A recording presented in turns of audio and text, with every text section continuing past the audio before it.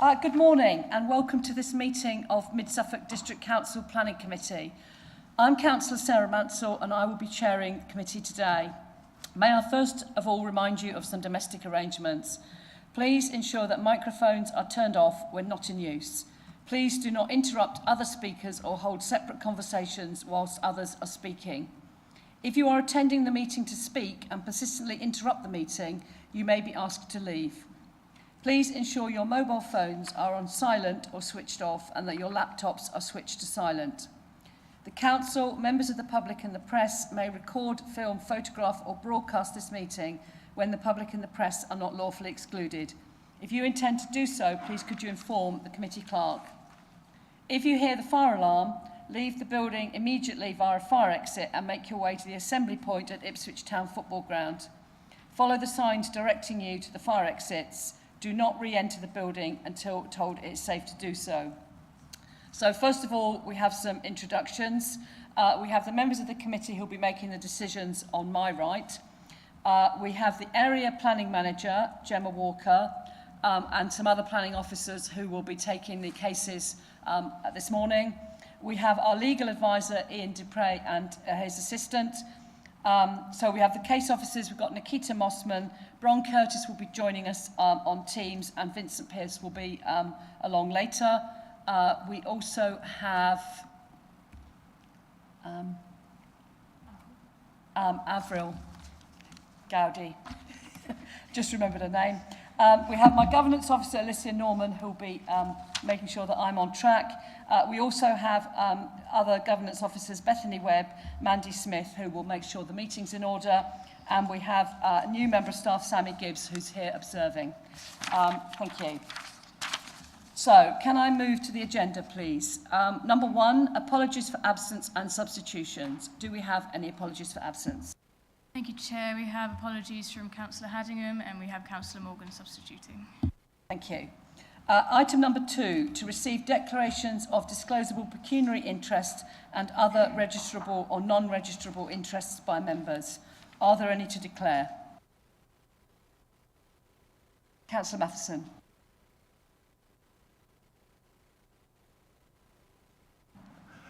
Is it? Yeah. Yes, I need to declare that I am acquainted with the applicant for the Hemingstone application. That's the first one on the agenda. And in relation to the third one, I need to declare that I'm a patient at Needham Market Country Practice. Thank you.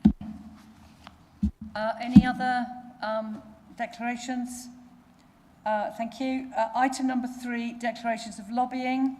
Are there any to declare? Well, I've had an email from, I think it's the agent for Port 1. Did everyone get that email? So I think we all have to declare that as lobbying. Thank you. Did you get that, Councillor Morgan? So everybody apart from Councillor Morgan. Is there any other lobbying? Item number four, declarations of personal site visits. Councillor Matheson. So obviously, I have been to the applicant, the first application in Hemingstone a few times over the many years, and I'm sure we've probably all been to Stonham Barns. Thank you. Well, some of us may have been to Stonham Barns, but not necessarily for this application. We did when we had the tour last year, we did visit part of Port 1, but it wasn't specifically about this application. So I don't think that needs to be mentioned. Thank you. Right, so item number five. Sorry, Councillor Haddingham.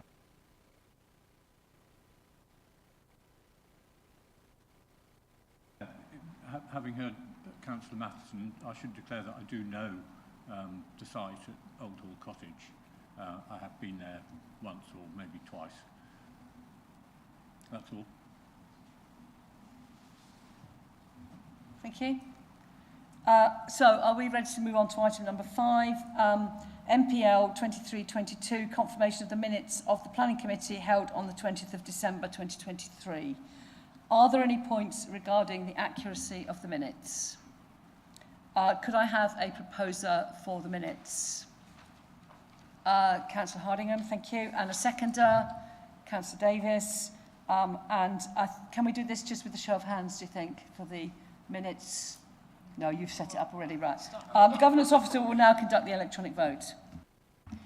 Thank you, Chair. Members, that vote is now open in ModGov. Councillor Morgan, do you want me to take a vote verbally?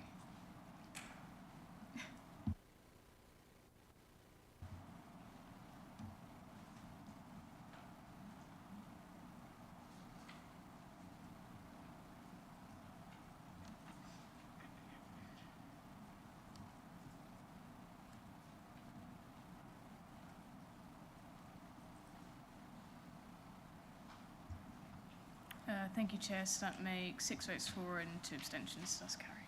Thank you. So the minutes of the meeting are now approved. They've been confirmed and will be signed in due course. Item number 6, to receive notification of petitions in accordance with the Council's petition scheme. None received, Chair. Thank you. Item number 7, we move to the schedule of planning applications. We have 3 planning applications today and we will be addressing them in the order listed on the agenda. So we'll start with item 7A, DC 2304053, Old Hall Cottage, Main Road, Hemingstone. And I invite the case officer, Nikita Mossman, to introduce the application to committee. Over to you, Nikita. Thank you, Chair, and good morning, members. So this is application DC 2304053 at Old Hall Cottage in Hemingstone. The application seeks permission for the conversion of and the extension to an existing garage to provide ancillary accommodation. Here is a site location plan. This shows the position of the existing outbuilding in relation to the dwelling and how far the dwelling and the outbuilding is set back from the highway. This is the aerial map showing the site in its context. There is a dwelling to the southeast of the site, but the surrounding area is predominantly agricultural land. This is a wider view, which shows that there are some dwellings to the north of the site as you go further down Main Road, but again, there is mostly agricultural land surrounding the site. This is the constraints map showing that the host dwelling is a Grade 2 listed building and the Old Hall Farm to the southeast of the site is Grade 1 listed with a Grade 2 listed building on that plot too. There is also a public right-of-way which runs along the north of the site.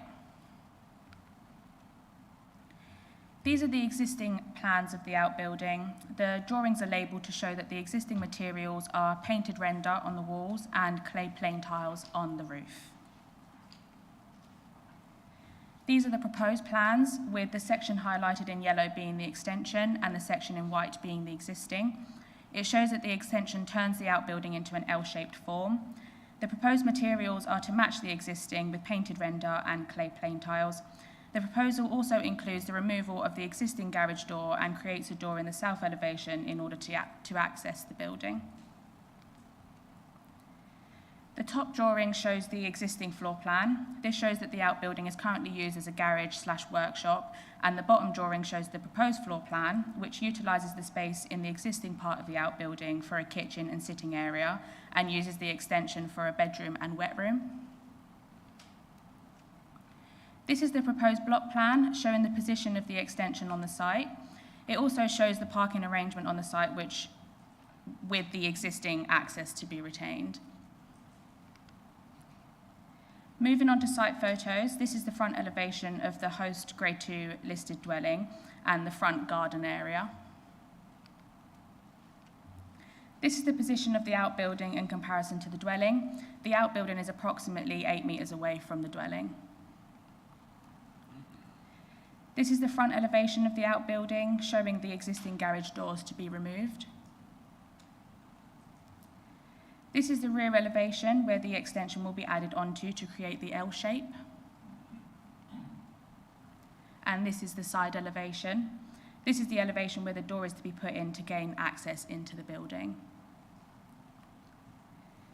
This shows the path which runs along the side of the outbuilding and leads to the dwelling. This is the driveway facing west, and the proposed parking would be on the left-hand side of this driveway. This is the access facing east, which is to be retained, and the view onto Main Road. This shows the vegetation along the boundary when facing north, and the public right-of-way is on the other side of this. And just another photo of the vegetation. To conclude, based on the information set out within the report, the recommendation is to grant planning permission subject to conditions. Thank you. Thank you very much. Do we have any questions from members to the case officer?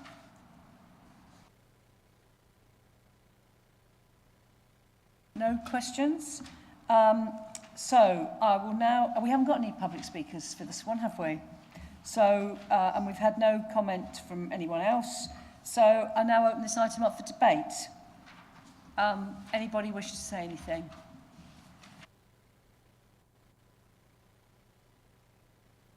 Councillor Warboys?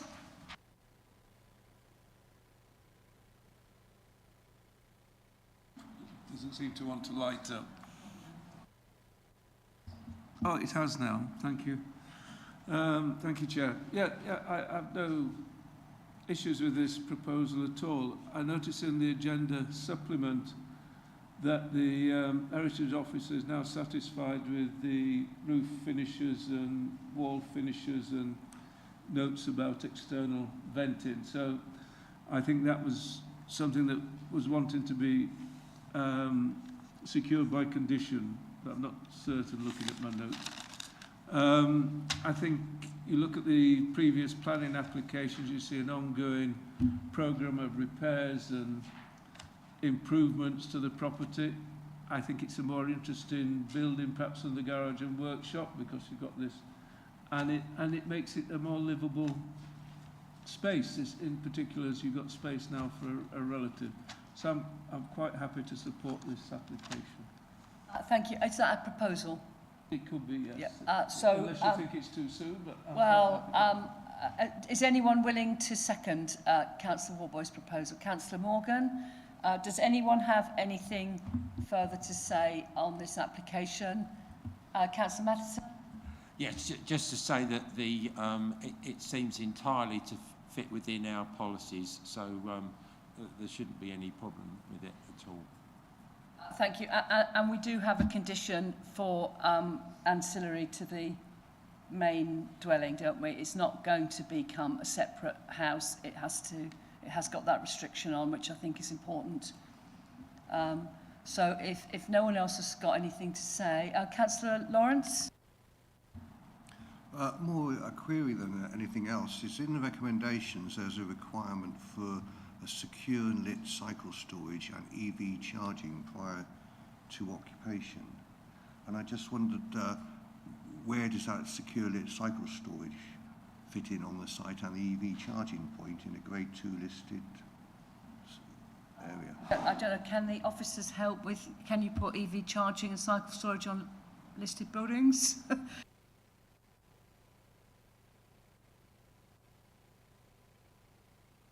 I think looking for a scheme of how they would provide some cycle parking. We're obviously losing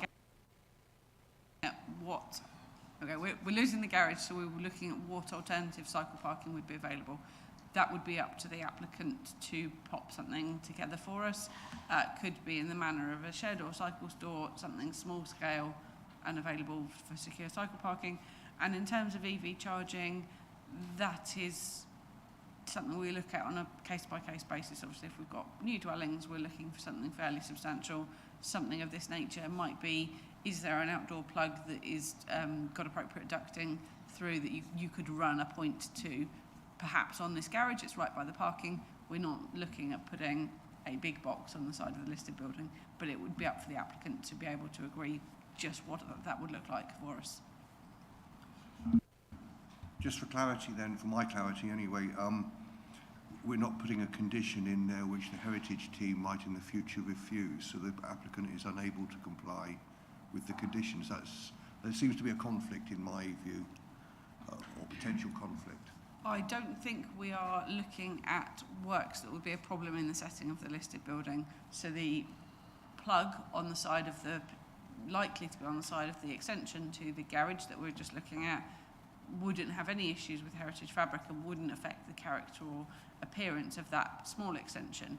It might be something you'd expect to see of that nature, so I think that's fairly easily resolved. And similarly with secure and lit cycle storage, that is something like a shed or a cycle store, something fairly small scale, or some other way of them saying, yep, actually we store our bikes here and we can do so. So that shouldn't have the impact, and we can certainly run through that. So I think there are plenty of options without having concern over the listed building. Thank you. Are there any further points to raise or questions? If not, then we'll go straight to the vote. I will ask the governance officer to conduct the electronic vote. Thank you. Thank you, Chair. Members, that vote is now in progress. Thank you. Thank you, Chair. That makes 8 votes for, so that is unanimous. Thank you very much. So I think we can move straight on to item 7B. Thank you very much, Nikita. DC 20-04296, Stonham Barns, Petter Road, Stonham Aspal. Now is Councillor, right, so Councillor Hardingham is the ward member, so he will just go and sit across on the other side. And part of the Mid Suffolk Constitution is that he doesn't vote. We'll now invite the case officer, Bron Curtis, who should be with us on Teams. Hello, Bron. You can hear us?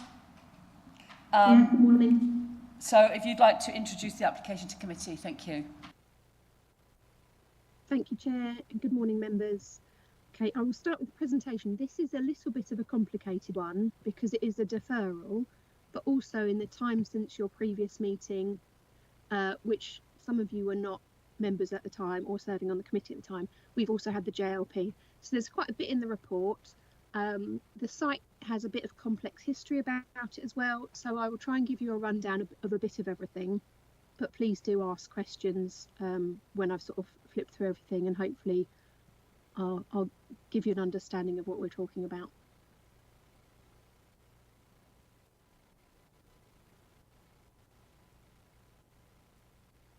So, application is for a parcel of land forming part of the Stonham Barns complex, which is in the countryside between the villages of Stonham Aspal and Petter. It's that little boot-shaped section, which is the application site. It's just showing the context of the two villages and the rights of way network, highway network, etc. This plan shows the site in relation to some of the wider complex. There's actually been more development since this plan was received, which was a couple of years ago. And I've included this plan. Please ignore the red line here. This is from a slightly more recent application, but it gives you a sense of some of the rest of the complex.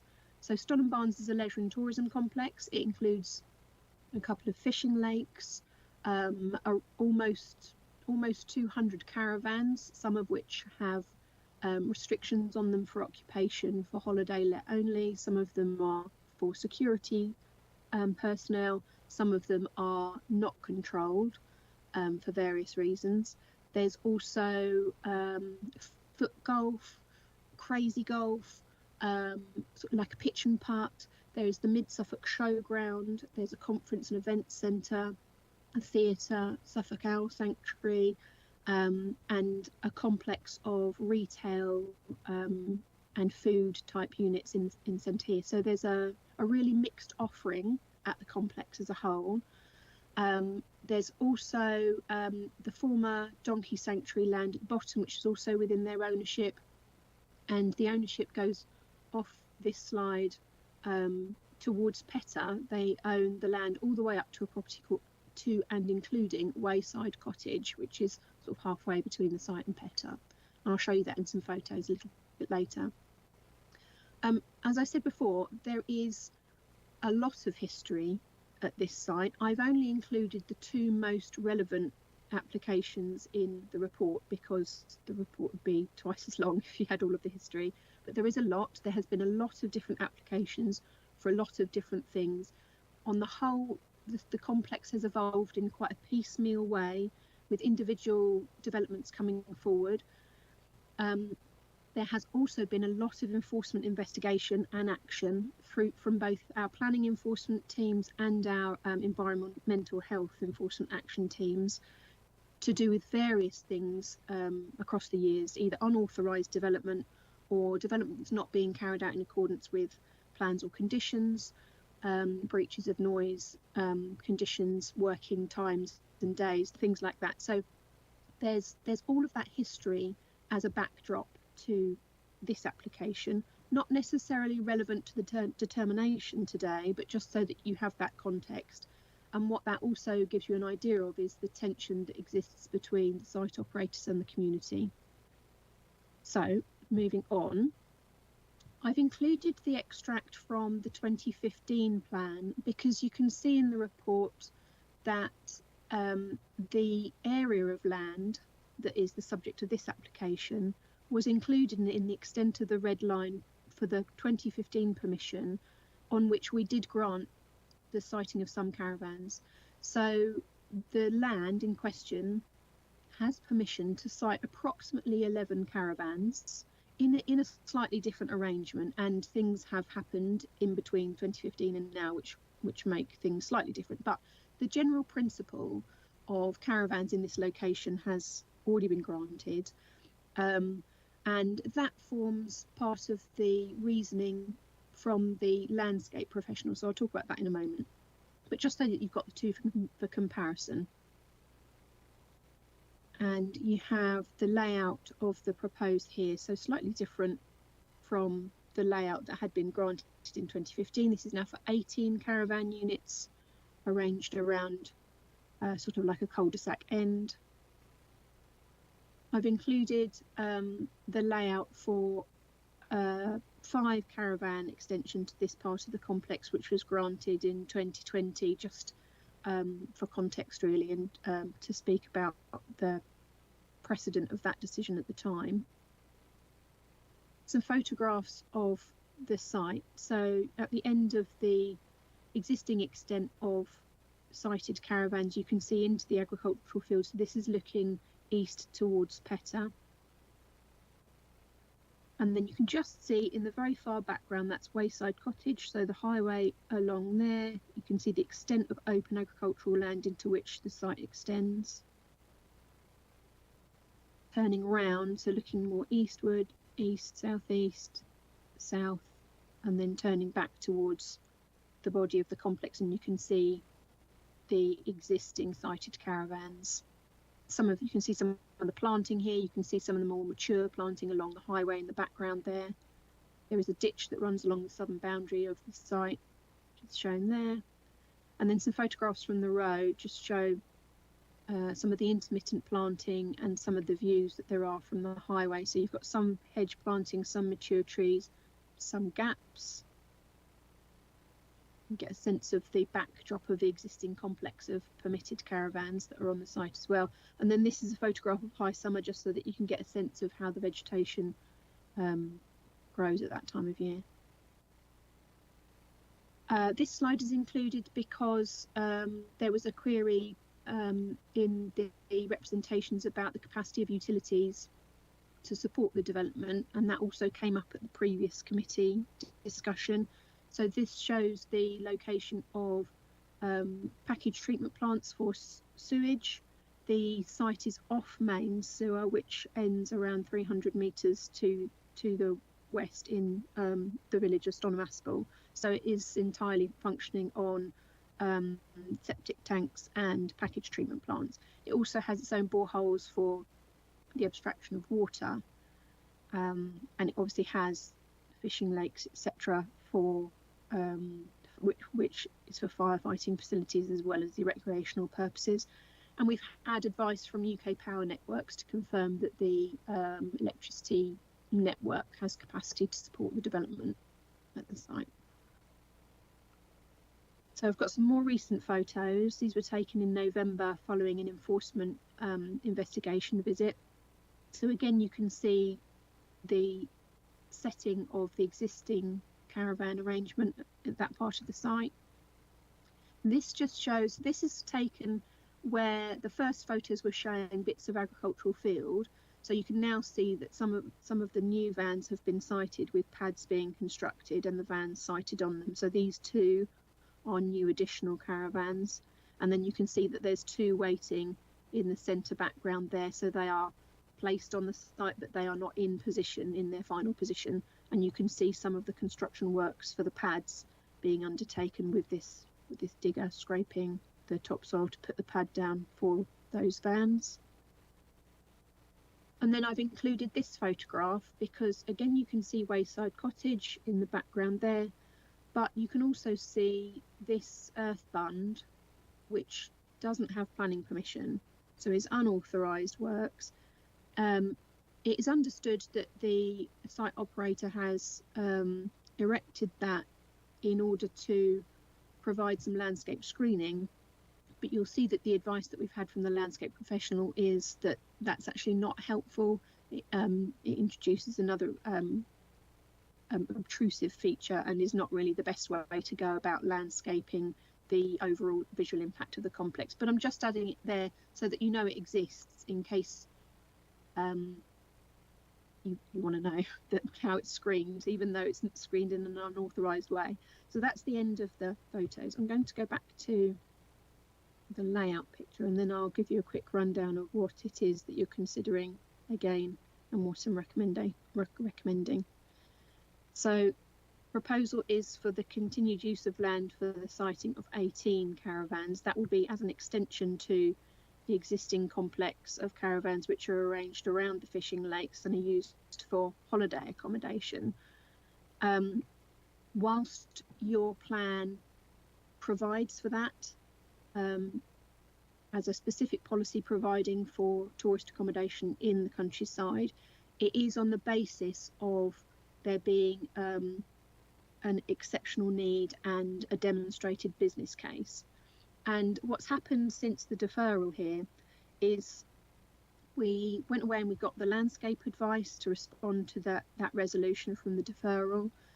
We also risk assessed, once we had that advice, risk assessed that minded to reason for refusal, which was based on the previous local plan called strategy. But then we had the progress of the joint local plan. So we invited the applicant to make submissions on the basis of the joint local plan and how they were responding to that, as well as responding to, you can see that there's a holding objection from the County Council lead local flood authority on the basis of insufficient information to demonstrate the management of surface water drainage.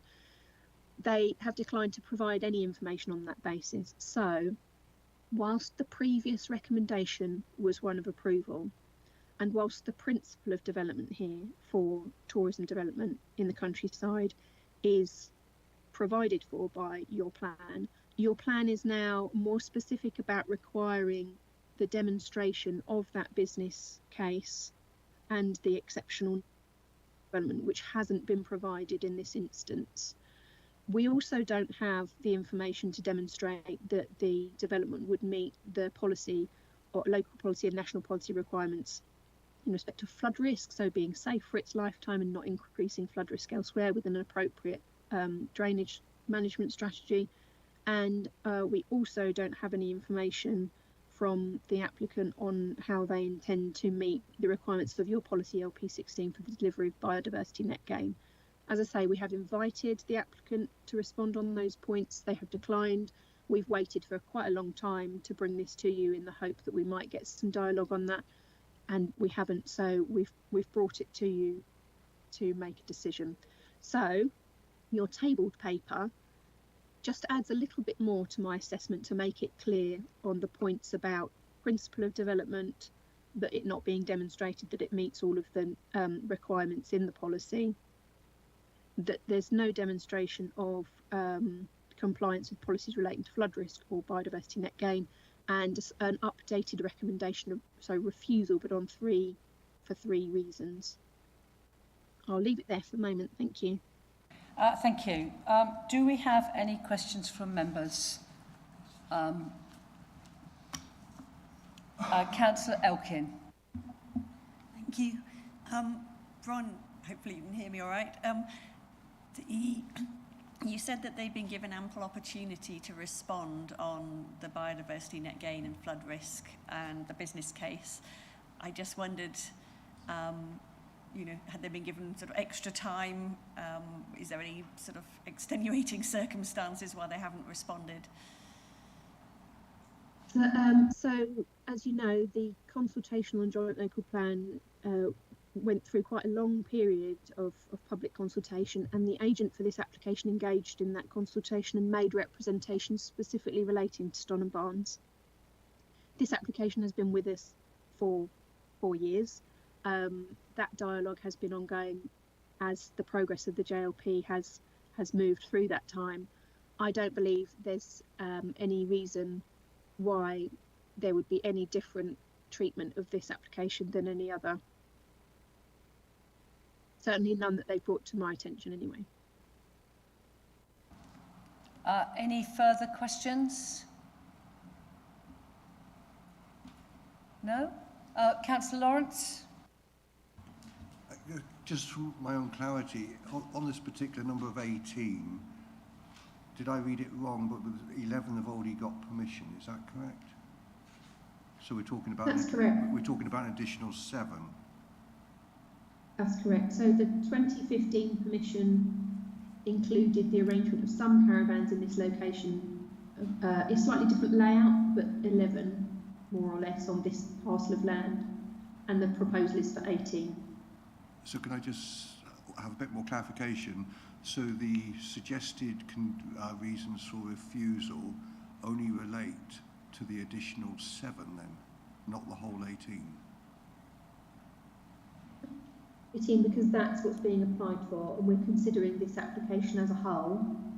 But when you're dealing with weighing the difference between what has permission and what's being applied for, then it is material to bear in mind that they have permission to site 11 under a previous permission. However, I should say that there is some uncertainty about which permissions they can rely on. We are in the process of working with our enforcement team following the Hillside Parks judgment and other judgments of the previous couple of years to confirm with them which permissions they're relying on for what developments that are on the site. The agent has said that they are going to be providing that information to us, so we are waiting for that. But in the meantime, that doesn't prevent members from determining this application. Councillor Warboys?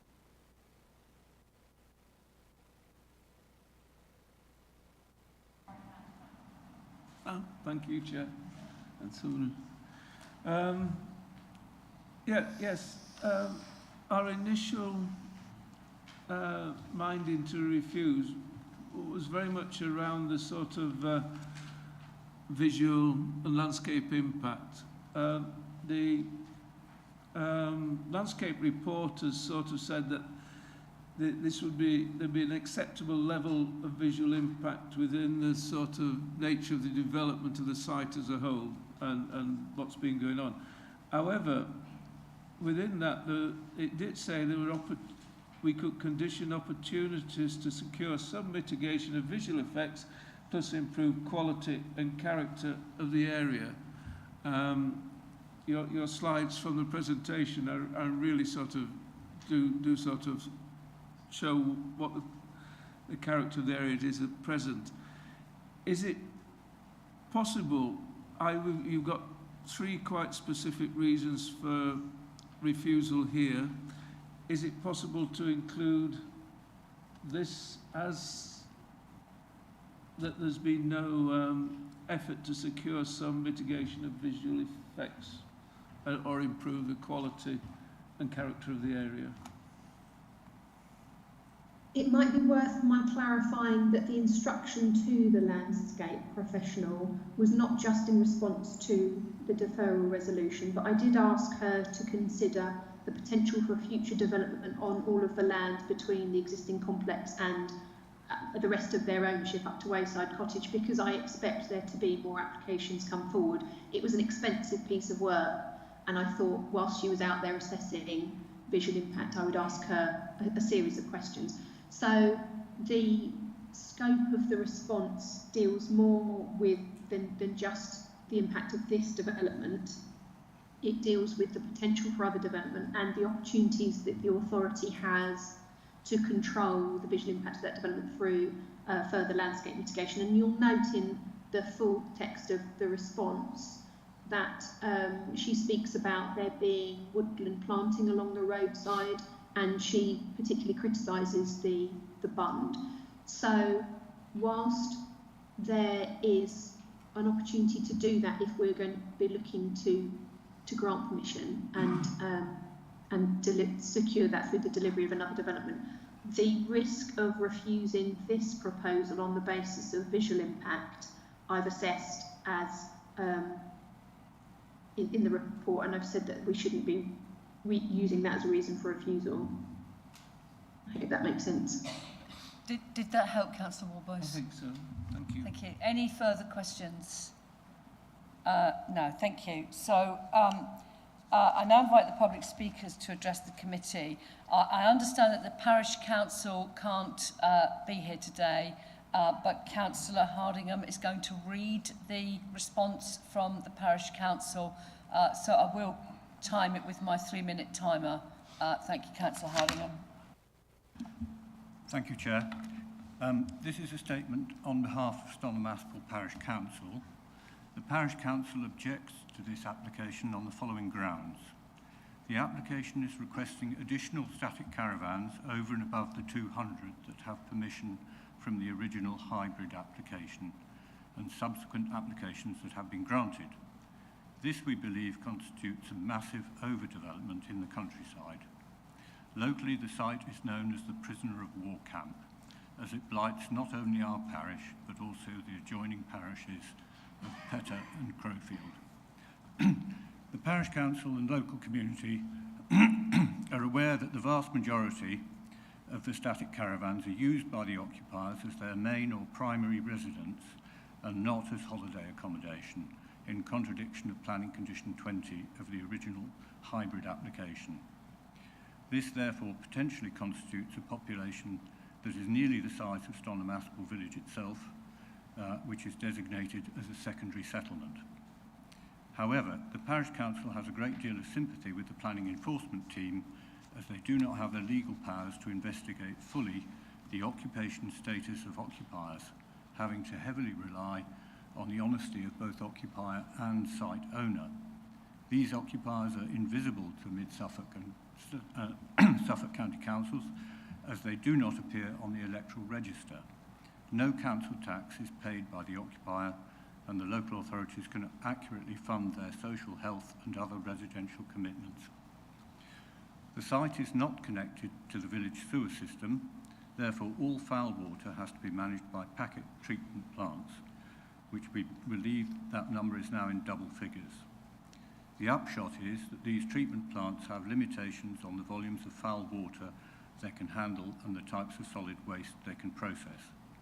On a regular basis, local residents and static caravan occupiers complain of bad smells being emitted from the site and from the outflow pipes that adjoin the site with neighbouring fields.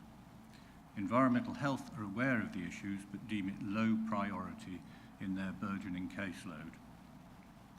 There is a continuing and worsening environmental impact from the growing number of static caravans on the site. They're not subject to the same requirements as housing developments, and all cooking and heating provision is provided by LPG gas. With static caravans having on the site an internal footprint of up to 1,200 square feet, LPG usage will be consistent with heating and cooking for a large 3-bedroomed house. Multiply the gas usage by 200 and the environmental impact can be easily proved. Finally, this application fails to demonstrate an overriding business need for the development, such as would be considered an exceptional circumstance for the purposes of policy LP13 of the recently implemented JLP. As such, the principle of the development is in conflict with the development plan and should be refused. Thank you. The Parish Council representative isn't here to answer any questions, so I suggest if we have any questions, we ask that when the ward member makes his own representation. We don't have an objector, we don't have a supporter. I believe we have the applicant, the agent, sorry, Mr. Phil Cobbold. If you would like to make your representation, I will time you with my 3-minute timer. Thank you. Thank you. If I could first of all refer you to paragraph 34 of the officer's report, which lists the policies which they believe are relevant to the application. That list omits a number of policies. Firstly, it omits reference to policy SP07, which is your strategic policy for tourism, which states new sustainable tourism development that supports the tourism role of the settlements across Baber and Mid Suffolk will be encouraged where appropriate to the scale, character and nature of the locality. This proposal is sustainable as the site is accessible by public transport. There are bus stops outside the site entrance, and according to the County Council website, these are served by 4 daily services to Ipswich. There are also a range of shops and facilities on site, so guests would not be reliant on the use of a car. Policy LP12 is also omitted from your report. This also deals with tourism and leisure. It states proposals for new tourism and leisure facilities or improvements/extensions to existing facilities will be supported where they improve the district's ability to attract and cater for visitors. This ticks that box. Where they improve the range, quality and accessibility of facilities. This proposal ticks that box. Where they are accessible by public transport and facilities for walking and cycling. Again, this proposal ticks that box. And where they include facilities which are open to the wider community. That also accords with that criteria. Policy LP13 deals with countryside tourism accommodation.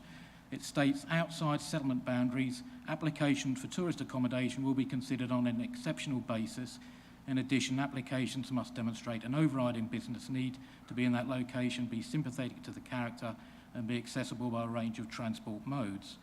The pretext to that policy does not explain why tourist accommodation can only be approved on an exceptional basis, nor does it give any guidance at all on what would constitute an overriding business need. In this case, the existing business is in the countryside. Therefore, clearly any expansion of that business will also have to be in the countryside. Your officer's report also contains no mention of the Council's visitor destination plan, which emphasises the need to encourage more overnight stays and for visitors to come all year round. There's also no mention of the Council's recently adopted Culture, Heritage and Visitor Economy strategy, one of the objectives of which is to support diversification of the local visitor offer, especially accommodation infrastructure, and to proactively support new developments. The report also contains no comments from the Council's Economic Development and Tourism Officer, which is surprising. With regards to the objection to flooding, we submitted a comprehensive flood risk assessment. When the County Council flood team requested further information, we responded in February last year to all of their queries. They still maintain a holding objection, but they've not explained why or how the information we've submitted is deficient. The site is within flood zone 1, which means it's not at risk of flooding, and the EA maps also confirm that the site is not at risk of surface flooding. So it's difficult to understand who or what would be at risk. We are confident that our flood risk assessment is robust. Are you almost at the end? Yes, sure. Just like to finish with your final sentence, Okay. please. Having declared a climate emergency, surely the Council should be encouraging people from other parts of the country to visit Mid Suffolk rather than fly abroad for their holidays, especially as this site is accessible by public transport. Thank you. Do we have any questions for the agent? Any questions for the agent? Well, I'd just like to ask, because my ears pricked up when you mentioned how opportunities for cycling. I personally don't like cycling on the A1120, so I wondered if you could explain what the opportunities for cycling to and from the site were.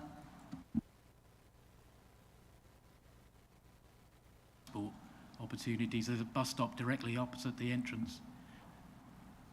I must have misheard you. I thought you mentioned opportunities for walking and cycling. I think that's what the policy referred to. I was emphasising that there's public transport available to the site. Okay. I mean, I'd just like to maybe ask the officer about the comment Mr. Cobbold's made about the response to the flood authority. I know that's Suffolk County Council, but there obviously seems to be a bit of a conflict here if one side thinks they have supplied the information and Suffolk County Council don't. So I wondered if you could make any comment on that. Thank you. Thank you, Chair. Excuse me. So the advice that we have from the lead local flood authority, whose responsibility it is to advise on the engineering capacity, etc., of surface water flood risk, is that they have a holding objection that there is insufficient information to enable them to comment. That then makes it difficult for us to come to any conclusion as to whether or not the application submission complies with our policies in relation to flood risk, and the precautionary principle applies when we're dealing with flood risks. That basically we should be looking at the worst case scenario when it's something that has potential to affect property and life. So in the absence of information, we should refuse. But if the applicant can demonstrate the information that the lead local flood authority are asking for, it's very likely that that reason for refusal could be overcome. Thank you. Any further questions of Mr. Cobbold? Thank you, Mr. Cobbold. So we've now got the ward member, Councillor Hardingham. If you'd like to make any representation about this application, thank you. Thank you, Chair. I really have very little to add to what our case officer has already said. She's been extremely careful in wording her advice to us and to not rely on the landscape arguments that were originally listed when the application was deferred by the committee in 2021. And her advice is that we should rely purely on the three reasons that she's given, and of which the main one is the LP13 business case argument. I would just add that in terms of flooding and flood risk, the house immediately adjacent to Stonham Barns was flooded to a depth of a couple of feet during Storm Babbitt. I appreciate that the water came from across the road from the field the other side, but nevertheless the whole area, although it's one of the highest places in Suffolk, and so you would immediately assume flood zone 1 and no risk of flooding, because it's relatively flat and the ditches and watercourses up there are not particularly adapted to the extremely heavy rainfall that we've been having. They simply haven't been able to cope, and so flooding has been cropping up in places where it wouldn't normally be expected. And in the past, that house has also flooded with water coming off the Stonham Barns site. So there is a flood risk associated with development up there. Thank you. Thank you. Are there any questions of the ward member? Councillor Matheson. Yeah, can the officer identify which residential property it is that Councillor Hardingham is referring to getting flooded in recent months?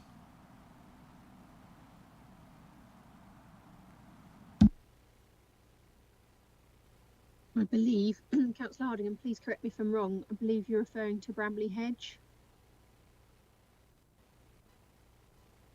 In which case, that's probably the best one. It's that one in that little triangle. It's on the A1120. Just there. I'll just try and turn that cursor I'm to a not red dot. sure we're seeing the screen you think we're seeing, Bron. We've got the site plan with the caravan layout on it still. Oh, sorry. There we go. And I'm going to try and change my pointer to laser pointer. There we go. Bramley Hedges there.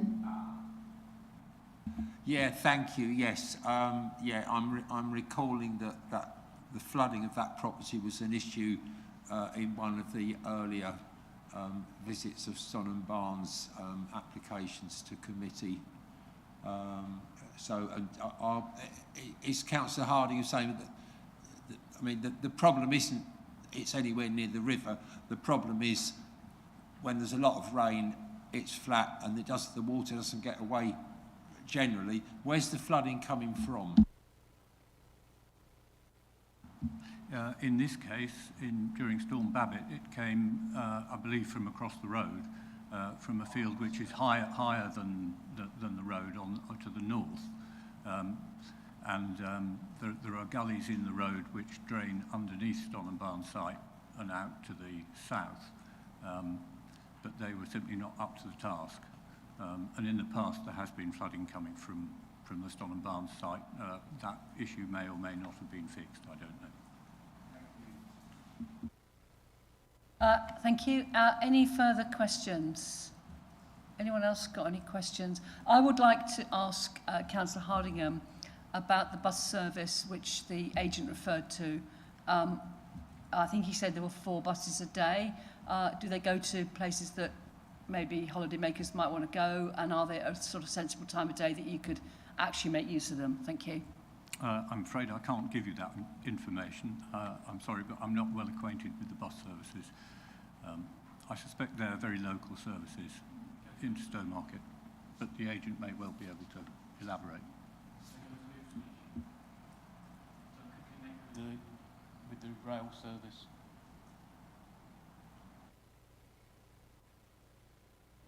Any further questions of the ward member? If not, then we'll open this item up for debate. Who would like to make a comment first? Councillor Matheson. Yeah, well, I was a member of the committee in the 2021 deferral, and as members will have read the risk assessment, you can see that there was that particular unhappiness on the part of the committee about the landscape impact. I just wanted to, can we go to slide 7, please? Just so that people can understand the problem.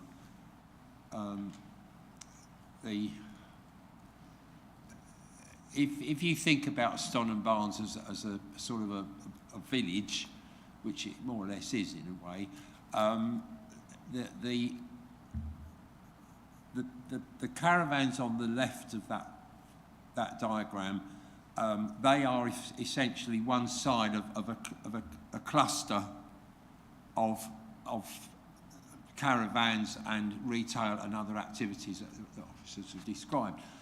And the problem that we had, and we were disappointed to find that half of the extension of the caravans across there had effectively already been approved, and that they were really an extension into the countryside in a way that the cluster was not.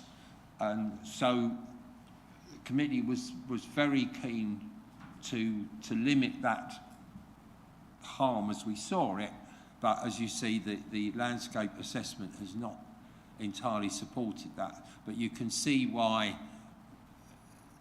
less caravans is better than more caravans, because it extends further and further away from, if this was a village and we were talking about an outline application, we'd be saying, well, it needs to fit more comfortably with the existing settlement, not stick out a long way east, I think it is.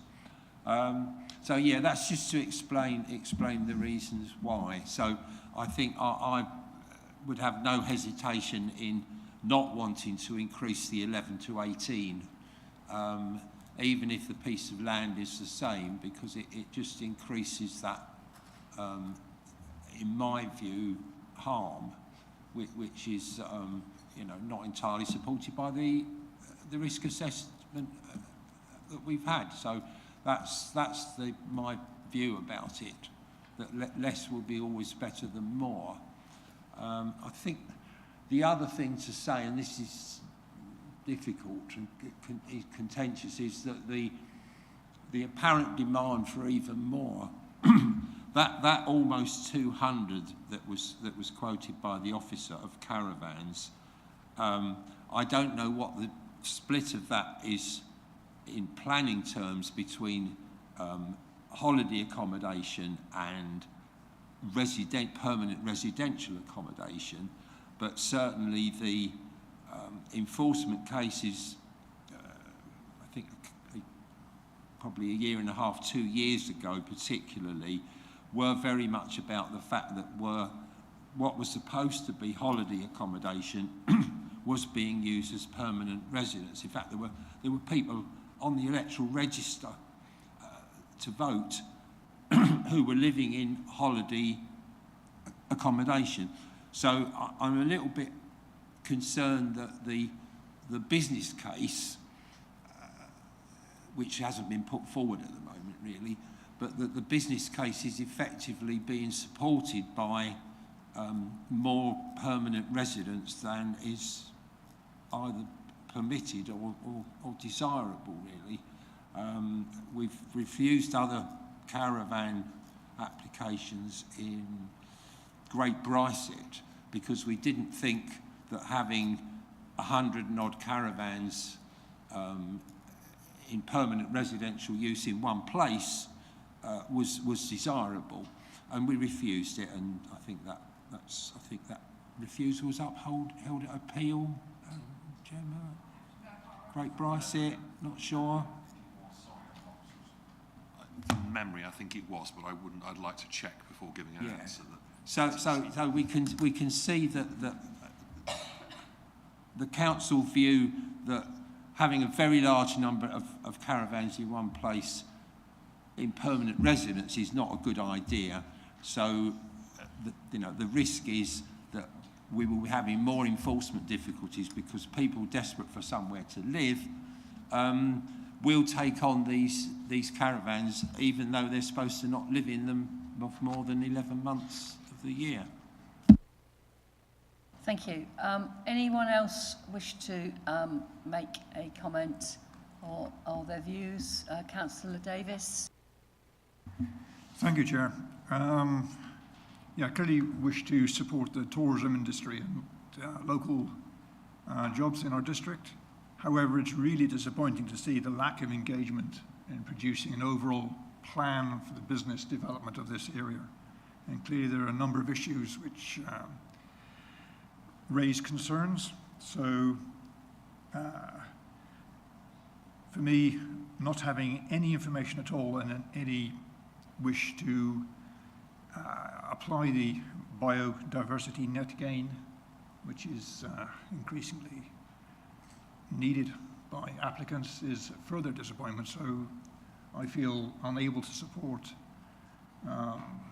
this application for 18 homes as mobile homes. Thank you. Anyone else wish to make any comments or proposals? Thank you. Thank you. I mean, yes, just to sort of follow that really, I just find it a bit confusing that it's clearly a large site with lots of space in terms of what could be provided in terms of biodiversity net gain that would add to the value of the site for tourists, I would have thought, and make it more attractive as well as being beneficial for wildlife. It just seems confusing that there hasn't been any offer or any engagement on that. So,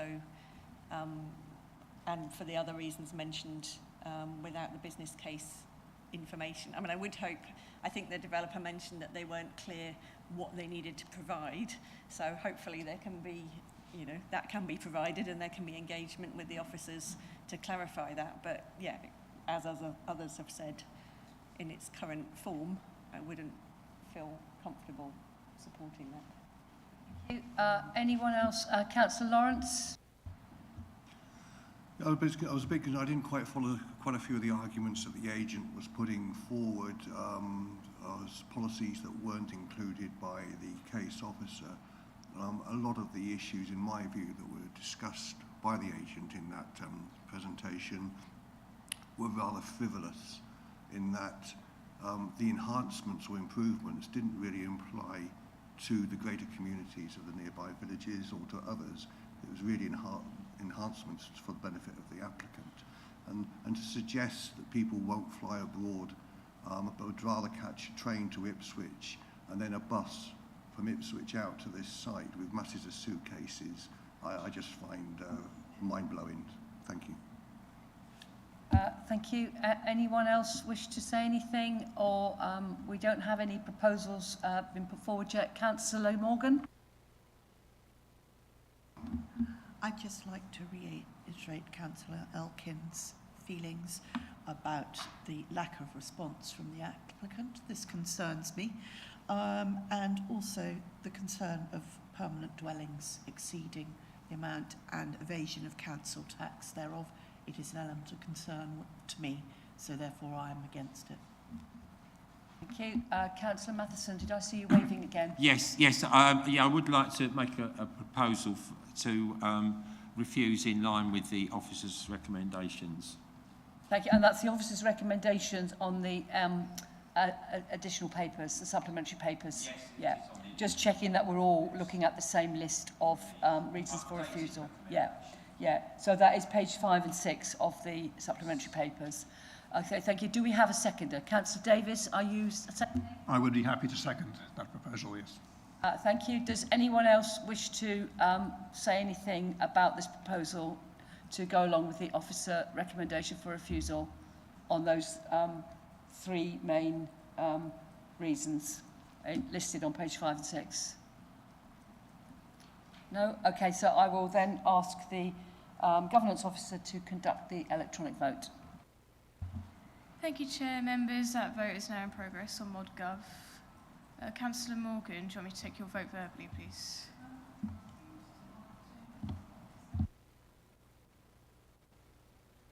Yeah, just to remind people, we're voting, it's a refusal, so 4 will mean you're voting for refusal.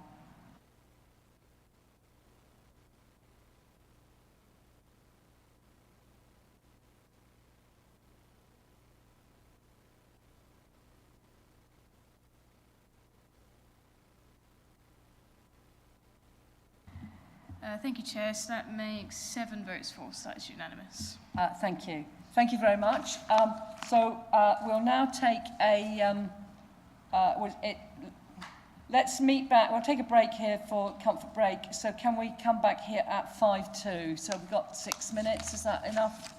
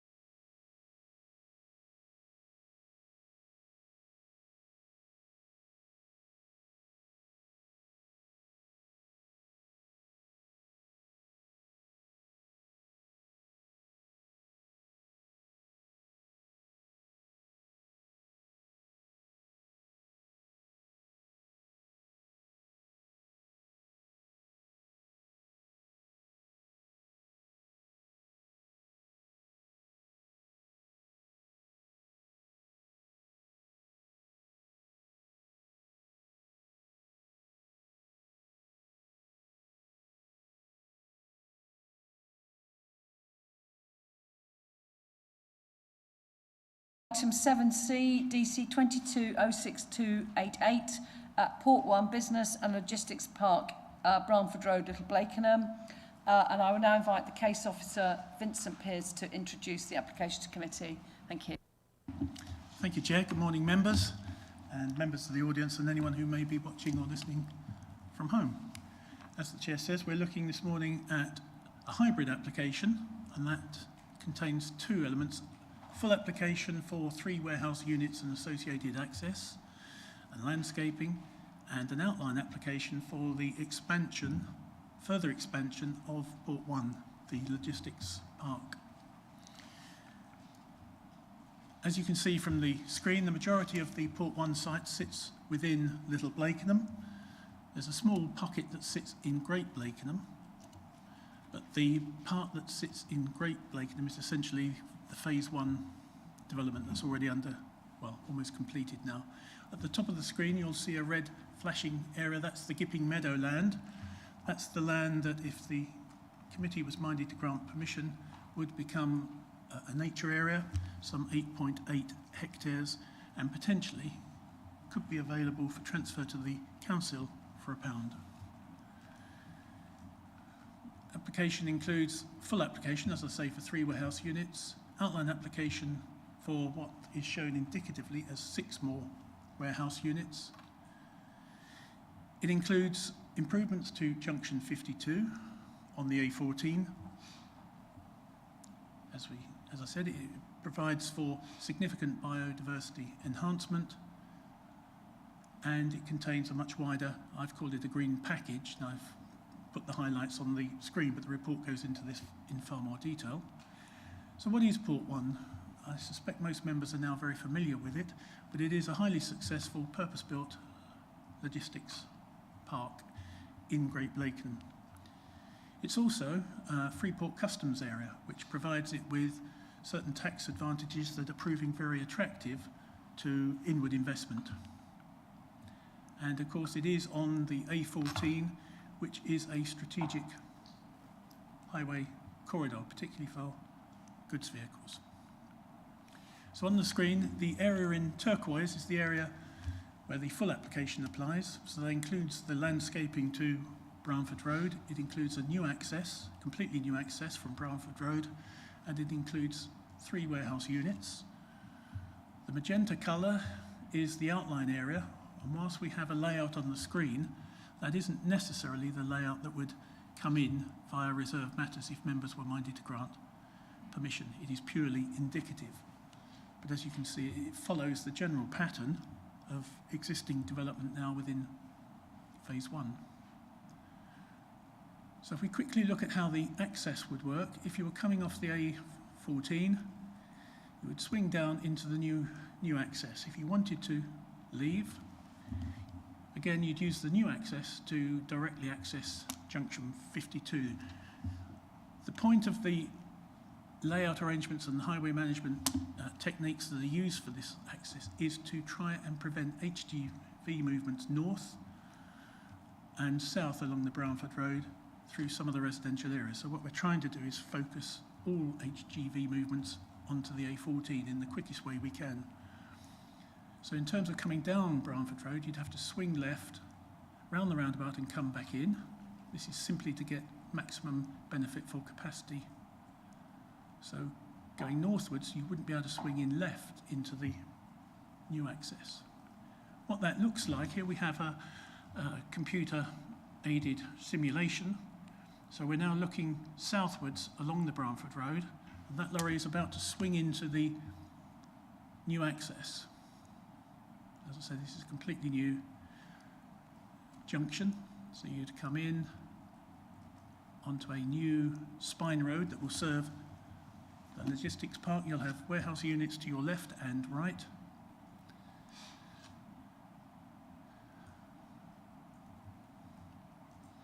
Potentially there could be a barrier here to enhance security.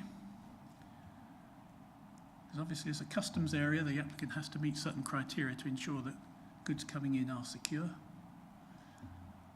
And then if we swing left and you look down to the outline application part of this proposal, and if we swing right, we see what is the full application area and then phase 1 beyond. So there we start to see, and then that's phase 1 looking into the distance. So in terms of the full application, we're looking at Unit 5, Unit 11 and Unit 12. This is a typical elevation. One end of the building has a lot of glass and metal, very similar to the format that we've already approved in phase 1, and the banding shades from very light grey to anthracite as shown, and we've all agreed that that's the best arrangement of banding in order to minimise the bulk of these units in the long views from the east, from the Barham-Claydon direction, because behind this is actually a backdrop of trees, mature trees within the Blakenham estate. This site actually sits lower than the Blakenham estate land, significantly lower. Again, some more typical elevations. Quick shot of what goes on inside for those that haven't been inside. State-of-the-art warehousing, 9 racks high, floor to ceiling. Quite a bit of automation, but there is a significant amount of job creation within this scheme, as you'll see from the report. When it's all working at maximum capacity, assuming it gets permission, this and phase 1 could generate up to 1,250 jobs. But even taking a conservative estimate on job numbers, it's still in the many hundreds and is a significant amount. Just to show you the difference in building heights and ground levels between the detailed application before you and what we approved previously. So here we have, sorry, I'm doing that again, you're over that way. Here we have phase 1.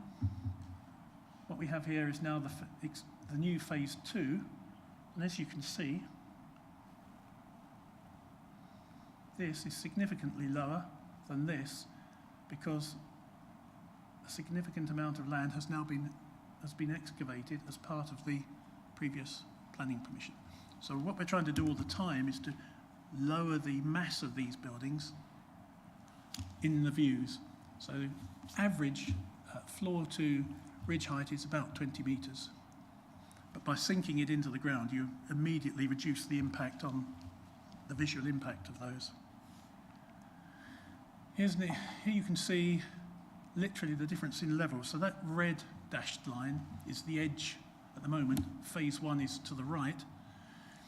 The second part of phase 1 is being excavated, and you can see the drop, and you can also see the retaining structures that are going in. And here you can see the woodland, the plantation that's part of the Blakenham estate. Oh, sorry. Is it better if I do it on that one? So you can see how by reducing the levels, the buildings will sit below the tops of those trees. That's why the darker bands of the building are at the top rather than the lighter bands. Some more cross sections. We have conditioned this particular bund just to make sure that the angle of, what we call the angle of repose, this one, is structurally stable, and we've conditioned that, so it might need to be something more akin to that, although as you can see we have successfully approved some fairly steep retaining walls within phase 1. So as long as they're structurally sound, and we'll have that all checked, we have no concern about retaining structures. Here we have Pound Lane, which is the existing road to the south that separates the application site from the existing tomato growing warehouse. As you can see from this angle, with the existing trees, some raised levels and additional planting, you won't really catch a sight of the end of this warehouse, bearing in mind it's still indicative, from Pound Lane. Pound Lane still retains quite a typical country lane character, and that's something we've tried to ensure that we keep, despite the fact that we are suggesting extending this large logistics park. It is what it is, as I say in the report. What I am suggesting, in the central green corridor, which I identify in the report, I'm thinking it might be better to reverse the banding so that as you're walking along the green corridor, which contains a designated public footpath, I'm just going to reverse the colours just for that section right through the middle. And what that might do is reduce the sense of presence, perhaps the dominance to walkers of those buildings, because the lighter colours will go up towards the sky. That's what you'll be experiencing. But again, that could be conditioned. How that might look in relation to the other banding we'd have to think about. But it is quite wide. It is 72 feet, 22 metres, which is 2 coach lengths. And that will be heavily planted. So my feeling is that the visual impact of those warehouse edges will be significantly softened. Here we have another fly through. So this is phase 1. We're actually at the northern end of phase 1. I'm just going to fly you around. So you can see the extent of planting within the Blakenham estate. We simply drop down because that's mounted already as part of the phase 1 works. And if that will then swing in the direction of Pound Lane, so you see the energy from waste plant in the distance, you see buildings in phase 1, and then we start to move towards phase 2, and you can start to see the central boulevards, how they're arranged. They're actually arranged at right angles to Bramford Road to reduce the impact on views from Bramford Road. It's been very carefully thought through. A lot of emphasis on planting within the scheme, even though it is a logistics park. We just swing round, we're looking back towards the energy from waste building. We swing round. It is what it is. It's a high-tech, state-of-the-art logistics park. And then we look back towards Blakenham Plantation. A really good feature of this so far in Port 1 is the amount of EV charging that's been installed. You'll remember that your normal standard is 1 per 5 spaces. In places, we're getting close to 50%. And as part of Curzon de Vere's ethos, what they are trying to do is encourage as much use of electric vehicles as possible by really increasing the number of charging facilities within their development. We would expect that to continue into phase 2, were you minded to grant permission. So here we have a quick slide showing the cycle parking facilities. If we blow that up, you can see that there's a significant number of spaces being provided. So that's what, 228 and another 50. That's over 300 spaces just within the detailed element. So as well as the emphasis on green electric power usage, they are also putting an emphasis on cycling. That isn't simply by providing large numbers of cycle stands or cycle shelters, it's also by extending the cycle network in and around Great Blakenham. And we'll have some slides on that shortly. So here we have the outline application area, and again, as I say, this is purely indicative, so were you minded to grant planning permission, what would happen is the applicant would submit reserve matters, we'd get all the details, and then it would come back to the committee in just the same way as you've seen all the details for units 5, 11 and 12. So what you're thinking about in terms of the magenta area is simply the principle of development rather than the full details, which only relates to 5, 11 and 12. So what is the cycle network position like in this area? So phase 1 provided extended network north from what was then the new access, which is Blackacre Road. It also includes a crossing point on Bramford Road so that you can actually cross the road now safely at the crossing point. That road, or the cycle network, extends to the new residential areas towards, I forget the actual name of it, but it's the Persimmon development. So what we were trying to do is provide not just cycle connections, but pedestrian connections from the new residential developments in order to make this an attractive place to work, and in a way that you wouldn't have to use your car to access it. As part of phase 2, if you're minded to grant planning permission, the cycle network is further extended down from the existing one right the way down to the new access and beyond, and it includes a crossing over the Bramford Road. Anyone who's, well, you can see from the report, at the moment it's simply a well-worn piece of grass in the central reservation with some drop curbs. This would be a signalised junction. So again, enhancing the network and making the site more accessible to people who live in the area. And then within the development, we have an extensive network of cycle footways in order to allow members of staff and visitors to continue their journey safely to the units in which they want to visit or work. Here in aerial shot, in the yellow dashed dotted line, is the phase 1 improvements, and in the slides you can see here and here how that network was extended.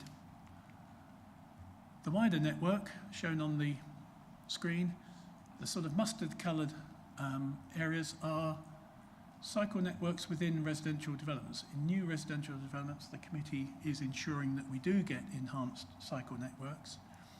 What we've tried to do with Port 1 is to link them to the jobs via extensions to the cycle network.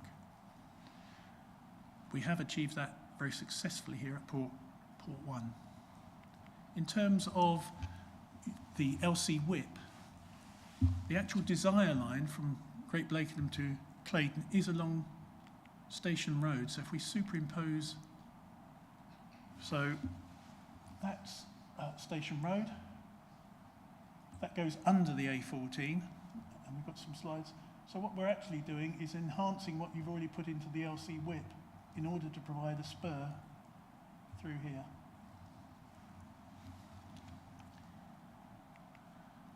And there's a shot of Station Road. So when it's quite wide under the bridge. At places it pinches, but it does provide an alternative route to Claydon that doesn't have to go around junction 52. In terms of SUDs and drainage, what we have secured is a network of lagoons along the eastern edge of the site, and our ecologists have become very excited at the prospect of doing something really innovative in terms of the planting. Members will be familiar with the old style of basins that were simply a rectangular hollow, grassed hollow, they looked highly engineered. What we are doing here, working with Curzon de Vere, we'll just take you slowly through that. It's set within landscape. It's irregular in shape, but it will provide the capacity necessary to take all the surface water drainage and from the development. But we are looking to create a network of wet woods. And these are typically the sort of landscape and ecology you would find along floodplains, rivers, if it was left to its own devices. So in some ways, this looks a bit primordial, but elsewhere we've started to secure wet woods of this nature with dead tree trunks in it and all sorts of things. The idea is that it provides all the necessary drainage capacity, but it does it in a way that is particularly attractive to wildlife, and particularly wildlife that relies on wet woods. It's a scarce resource, and this is a way of really boosting biodiversity. So we are encouraged by the applicants' innovative approach and the fact that they want to work with us to achieve this level of I was going to say delight, but it is actually something really quite beautiful if it works as intended. Extensive landscaping included in this proposal. I won't go through all the details, but as you can see, the margins are heavily landscaped. What I have suggested is we have a condition that requires further details of this section to be provided, simply to ensure that that relationship I showed you in cross-section, so that if you were on Pound Lane, you wouldn't see the the end of the building behind. I'm confident that we can achieve that, both in terms of the level differences, because Pound Lane is already in a cutting. But I think it's just prudent to make sure that we have control over those conditions going forward. A huge planting list, and as you won't be able to see what's on that, but what I've tried to do is simply, if it's going to work, is to blow, I just draw your eye to some of the numbers here. Over 2,000 field maples. Obviously they're not going to be extra heavy standards, but 644 hawthorns. That's just on one part of the site. It's an enormous planting list, and anyone who's been out to phase 1 of Port 1 will see that the density of planting is high. It's incredible. There's no reason to suspect that that won't continue. And just from that list, I haven't counted them up, but there must be over 20,000 plants going in. There'll also be a significant number of trees, so it's not all whips.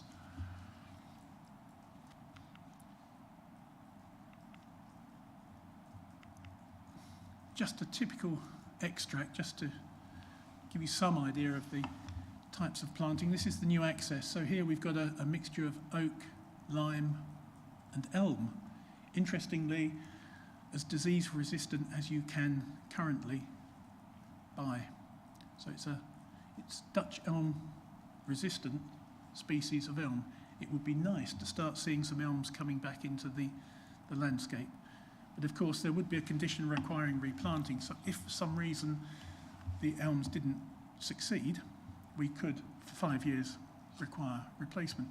And I think even the applicant themselves want to make sure that a shop window to their development was as amazing as possible. So I'm quite happy that that level of detail will be followed through the management plan, the landscape management plan. So we've already had that fly through. Junction 52. Of all the aspects of this development that caused most concern at the start of this process with the parish councils was, what will the impact be on Junction 52? There was a strong feeling that it could easily bring the junction to a standstill. Well, clearly, advice from Suffolk County Council is that wouldn't have been the case. But what we have done is work with Suffolk County Highways, the applicant, to secure improvements. So at the moment, the area, the approach with the black circle looks like that. Left, on the left-hand lane, straight ahead, the forward lane, that will be amended in order to give notice that this section will now be 2 lanes wide. At the moment, it's only single lane. So as you can see in the image on the left, you've got 2 lorries, but you've got a lot of marking, it's reduced to single. What'll happen is there'll be 2 lanes of carriageway, which will significantly increase capacity. There'll be some changes to the road arrangement towards Claydon in terms of, you'll see at the top here, at the moment there's a lot of segregated land with the chevrons that you can't cross. That'll be adjusted in order to create a second approach lane onto the junction when you're travelling from the east. And then that section in red will be widened in order to increase capacity. So the parish councils, all 5 local parish councils, are now satisfied with the improvements to Junction 52. They have accepted that actually dualling part of that is a significant benefit. The Gipping Meadowland, as shown on the screen, already a meadow, so you might think, well, what benefit derives from having it remain a nature area? Well, the benefit potentially is that whether or not the council takes the land for £1, it effectively will manage it in future to a specification that it feels is appropriate via a management plan that will be presented to the owners, and they will have to implement it as set out. And we've already been having discussions with our public realm team and our ecology specialists in public realm about enhancing the value of that site in terms of nature and biodiversity. without changing its intrinsic qualities as a flood meadow. So it's 8.8 hectares that could potentially become another element in the council's portfolio of green sites that it manages for the benefit of wildlife. Quick fly over, we'll just follow the railway. This is the Gipping Meadowland. You can see part of the site is defined by the River Gipping and the railway on the other side. We've looked at ways with our colleagues as how that can be improved for recreational, very informal recreation, actually. Some paths might be created, but large areas will remain difficult to access in order to encourage wildlife to be undisturbed. So, in a nutshell, well, for what for me is a nutshell, that's a quick run through the scheme just to highlight the key elements. Our recommendation is to grant planning permission, subject to securing legal agreements to secure all the items set out in the report, and that members grant conditional full outline where relevant and outline permission where relevant. Thank you, Chair. I'm happy and willing to take any questions that arise. Thank you. Thank you very much for the presentation. Do we have any questions of the case officer? Councillor Elkin? Thank you. Can I just remind everybody that it's quite difficult to hear with the microphone, so please can you bring the mic as close as you can and speak to the mic. Don't turn your head to talk to me. Thank you. I'm not very loud either, so if anyone can't hear me, please just wave at me. Thank you. It was just a question about, I think it's footpath 21, which goes through the site. And what I just saw in one of the comments that somebody had sent in was saying that it does currently connect to a bridleway.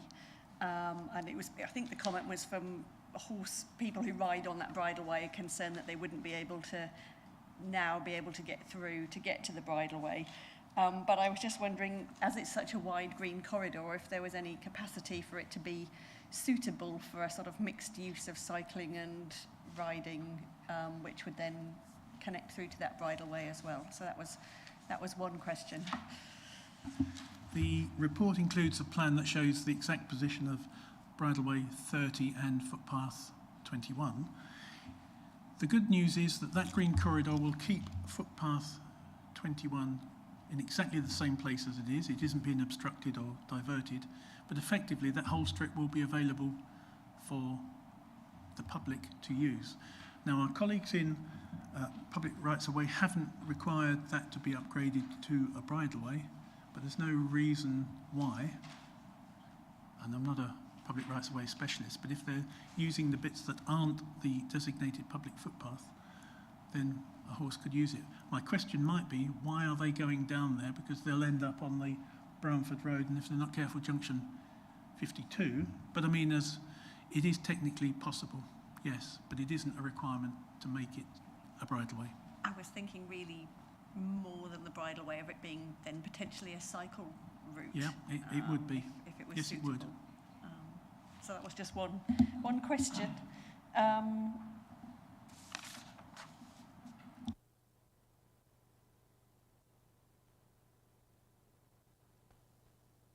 Or did you have another question, Councillor Elkin?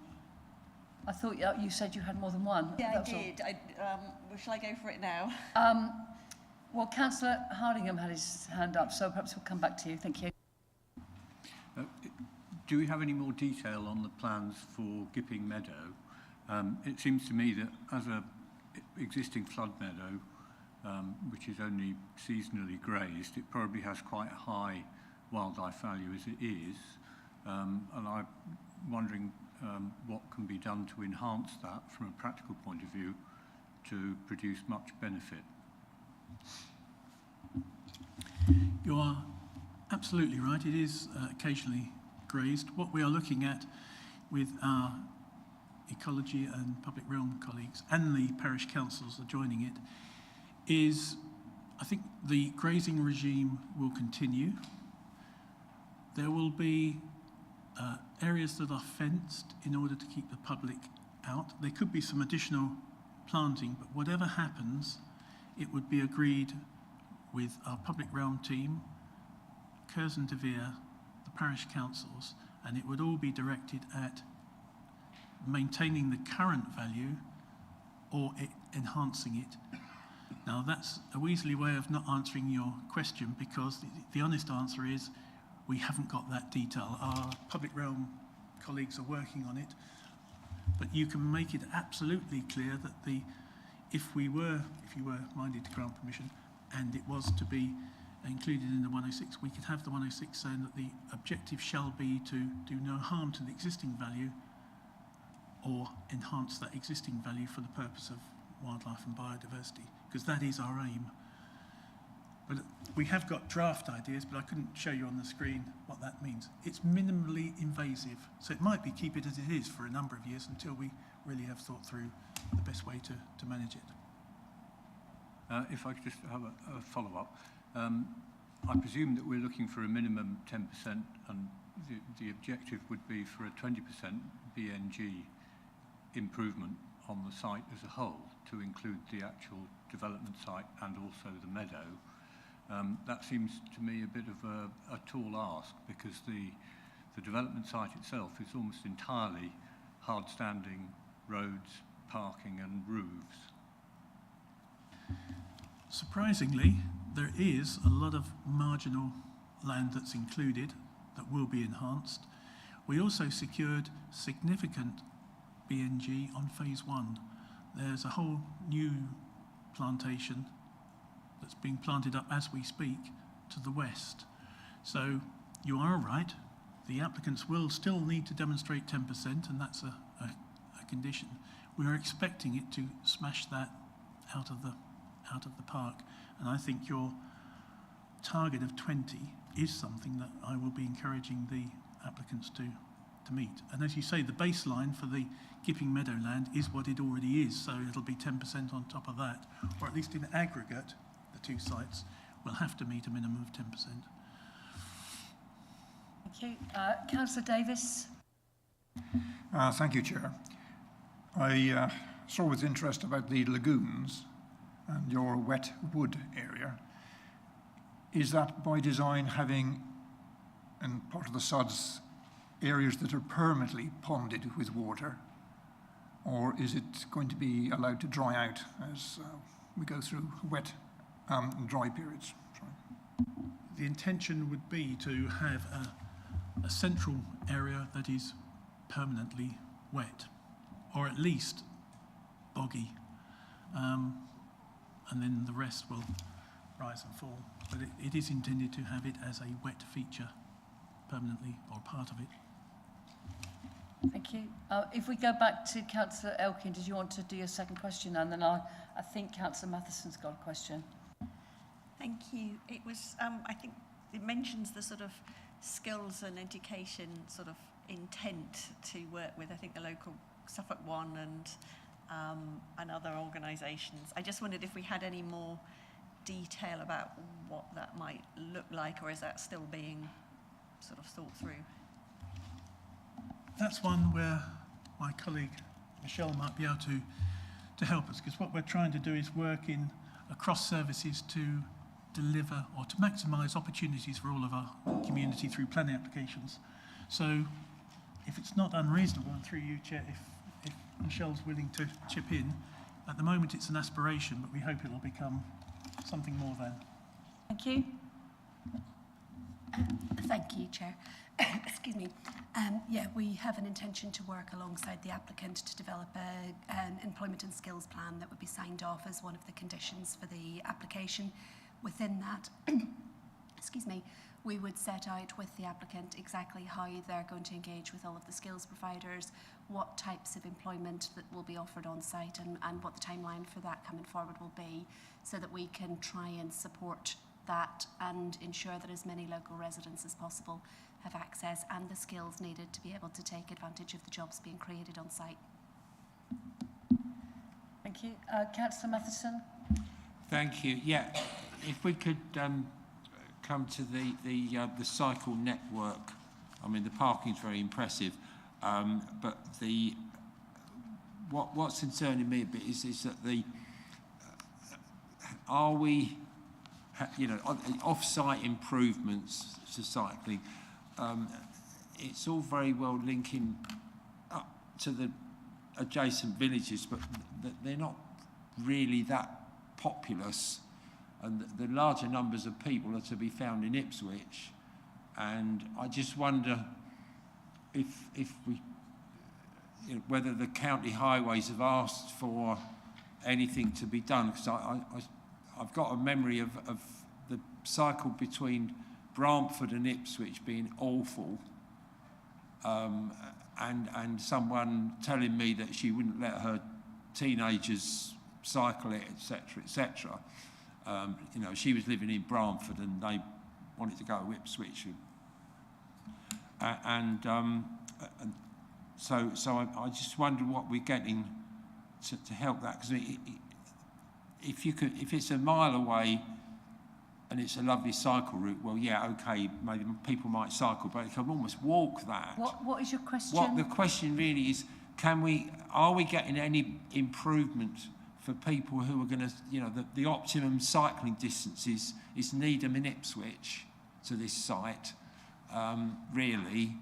They're the people we want to get out of their cars. Are we getting any improvements to the cycle route to Ipswich and to Needham is the essential question. As part of this application, no.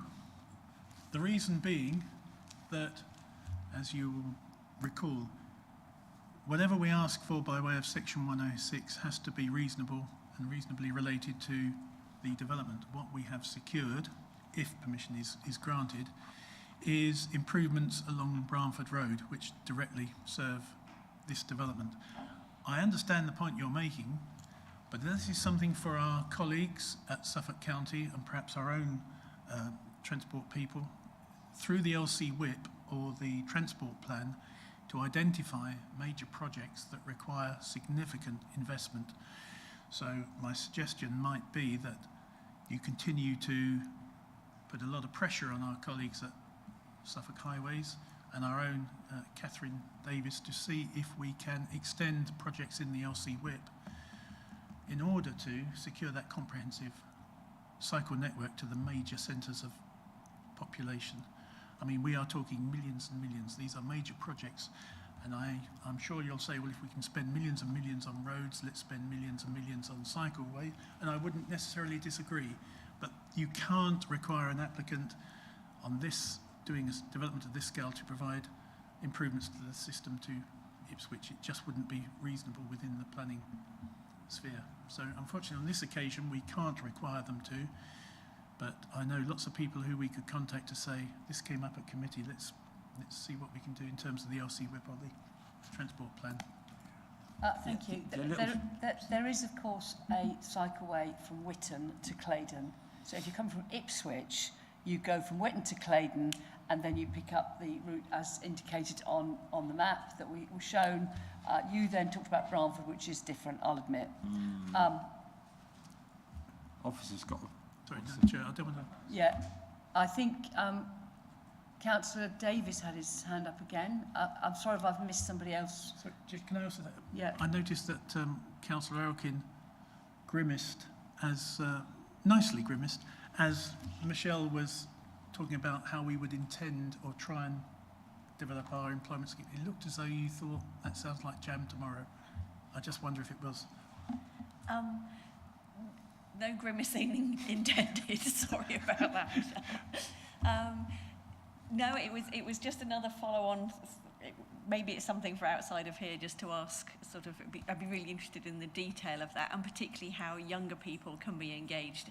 I'm just speaking personally as having a very small business park adjacent to my ward, and it's incredibly difficult for local people to find out what jobs are available. There's no apprenticeships. We don't have any, we have a high school, but there's very little work experience for young people on our little business park. So,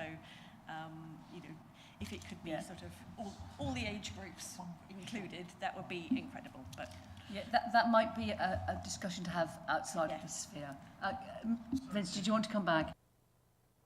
Committee might like Michelle and myself to report back at some future committee where there perhaps isn't a full agenda, just so that we can let you know how well we've done to provide you with the detail that you've asked for, to make an aspiration an actuality. Perhaps. That might be welcome. So I think there was Councillor Davis. I also think there's Councillor Warboys. So I'm sorry if I've missed you out, Councillor Warboys, but I did say Councillor Davis next, and then I'll come to you. Thank you, Chair. It's on the subject of integrated transport again.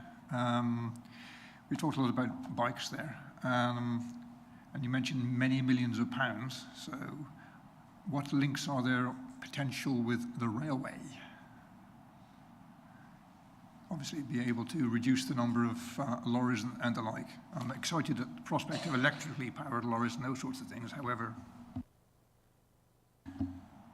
that is a brilliant point, and it's made me want to revisit the section of the report where we talk about the fleet, if 3 vehicles can be a fleet, the fleet of electric shuttle vehicles that Port One will be securing, because as part of the offer, Curzon de Vere have said that there is potential for local communities to have access to those electric vehicles outside of peak times for Port One. There is no reason why, potentially, they couldn't be shuttling local communities to the station, for example. We have tried to come up with a system whereby local people could be shuttled to the Needham Market GP surgery, but at the moment, that practice is not seemingly willing to talk to us about that, but we won't give up.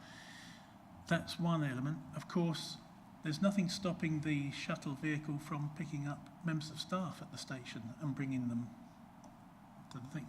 So within the 106, we are looking to flesh out the nature of that arrangement, but certainly Curzon de Vere have said yes, they're happy to consider how that works. In a sense, they've got the vehicles, the electricity is free, in a sense, because of all the PV that they're putting on.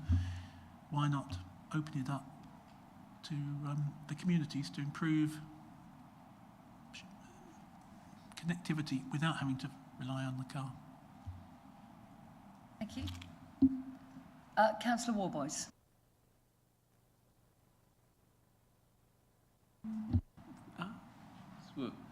Thank you. Yeah, on page 106, our corporate manager for economy and business introduces a bit of a cautionary note about the limitations, if you like, of the monoculture of logistics parks.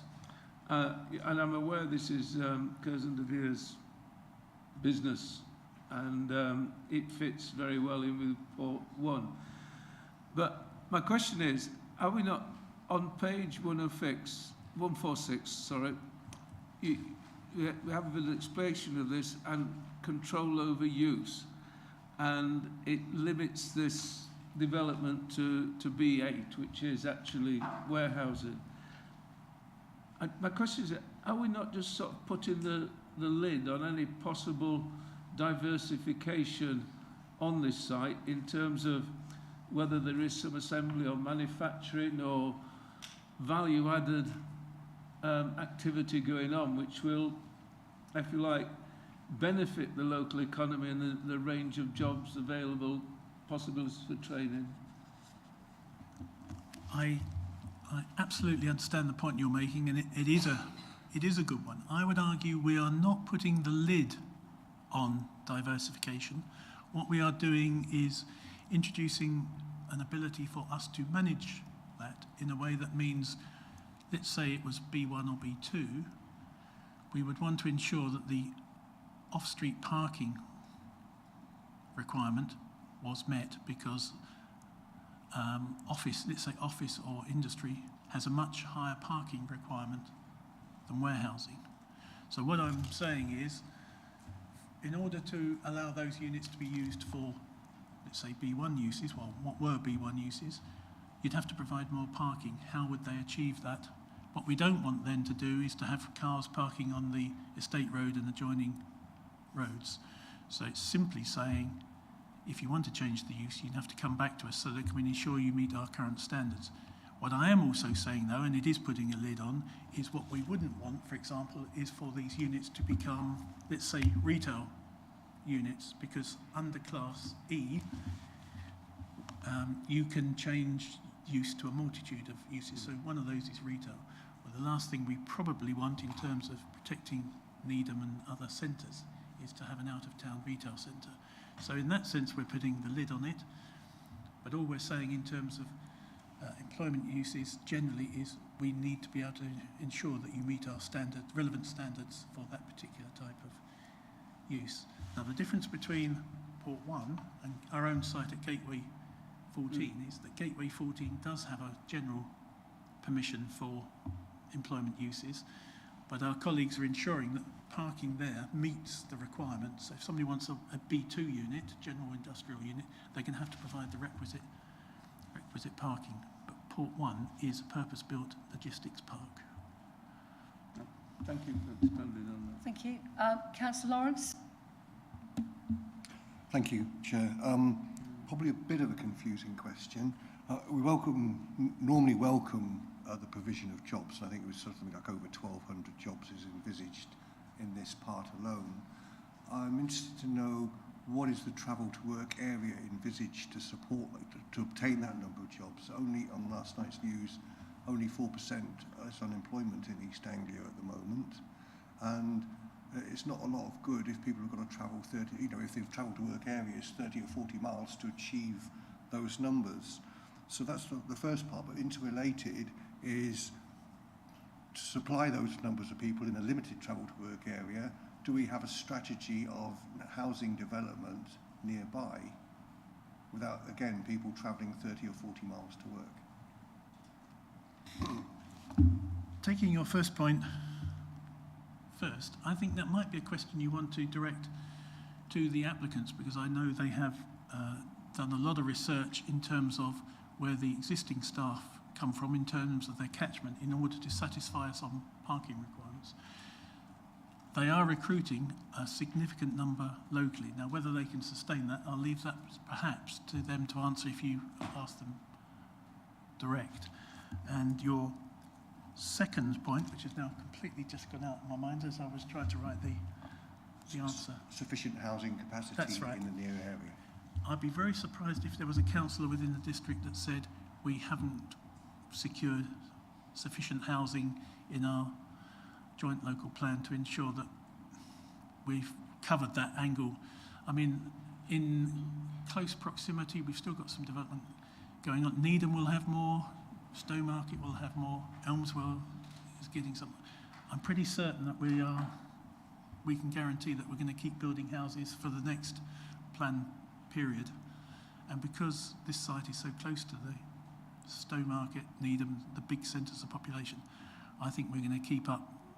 It's the jobs in a way that we need to ensure that the jobs are keeping up with the residential rather than the other way around.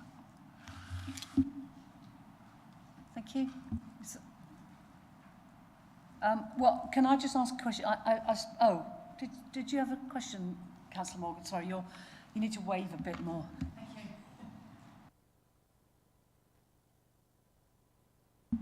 Hello, my question is about the tenure of the freehold of Gipping Meadow.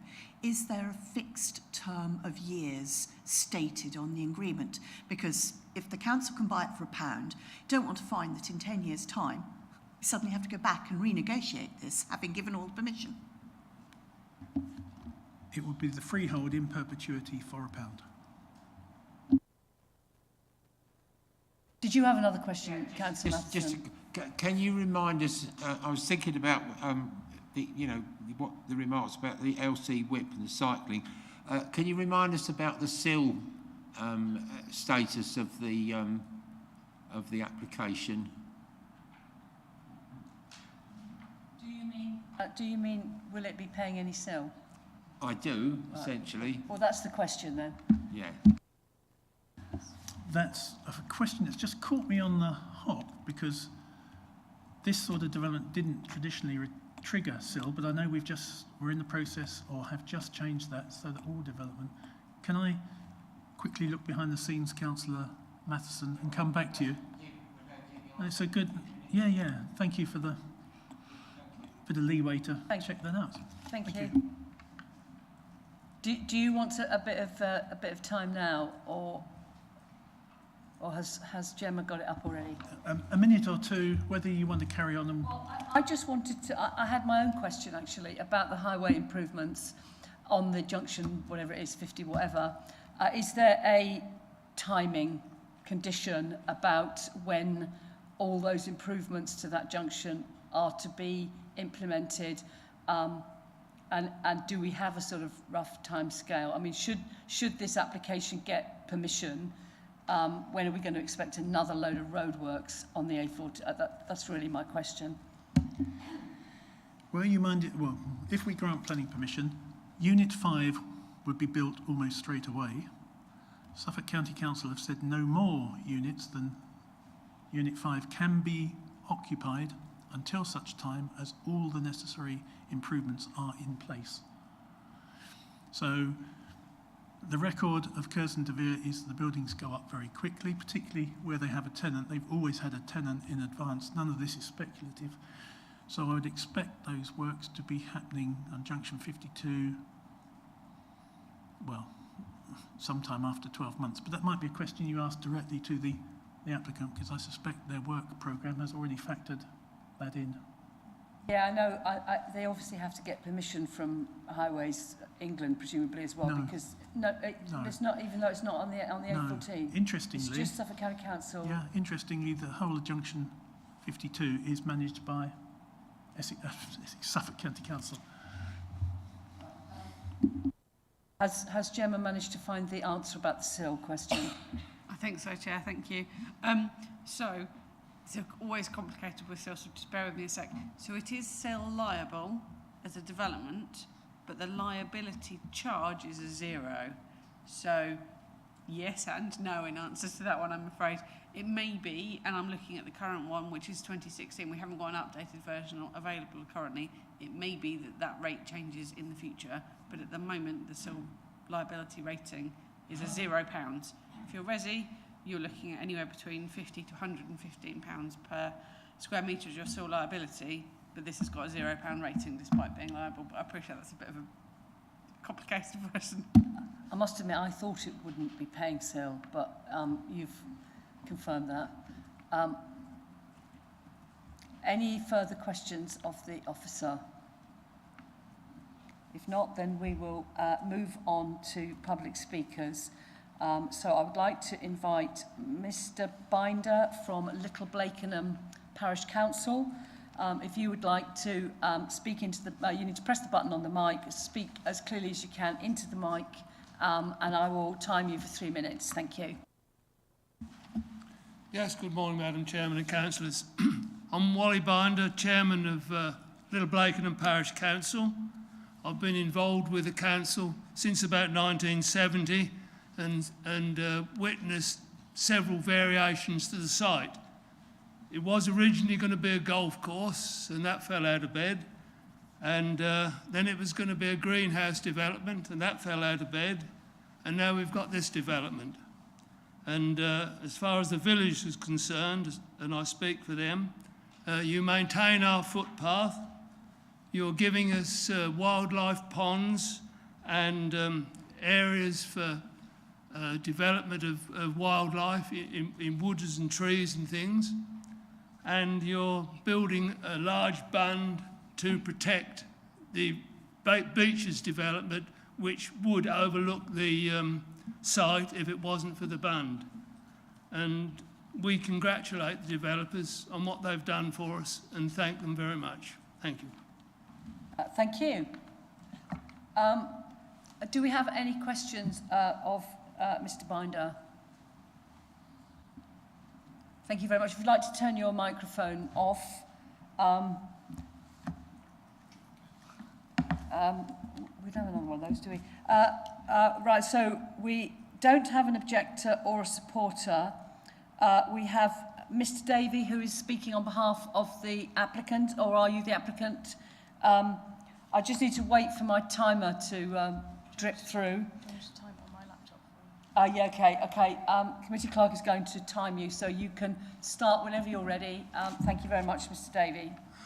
Thank you, members. I'm the agent for the application, but I do have the applicant with me, and we'd be very happy to take questions at the end.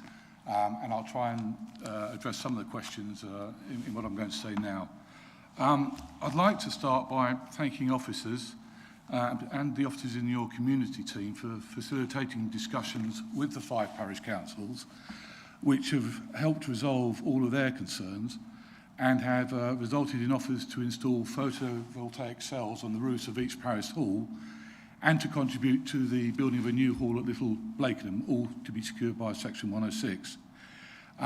In my experience, it's very rare to have that level of support for a size and complexity of application of this type. And on behalf of Port One, we're committed to continue to work with the local community into the future. There are, of course, other benefits, and we've discussed some of those. The creation of the new public nature reserve at Mill Lane, which I can confirm will be maintained in perpetuity from the Port One service charge by Port One to the direction of the council, and will always be available for purchase for £1. Creation of up to 1,250 new jobs in 40 different trades, many in high-tech sectors and of high worth. Also the potential to save 40 jobs, which would otherwise be lost following the closure of the Magnus Group.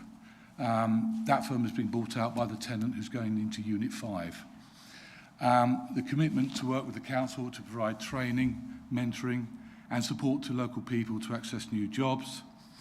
We've spoken about the off-site pedestrian and cycle connectivity improvements.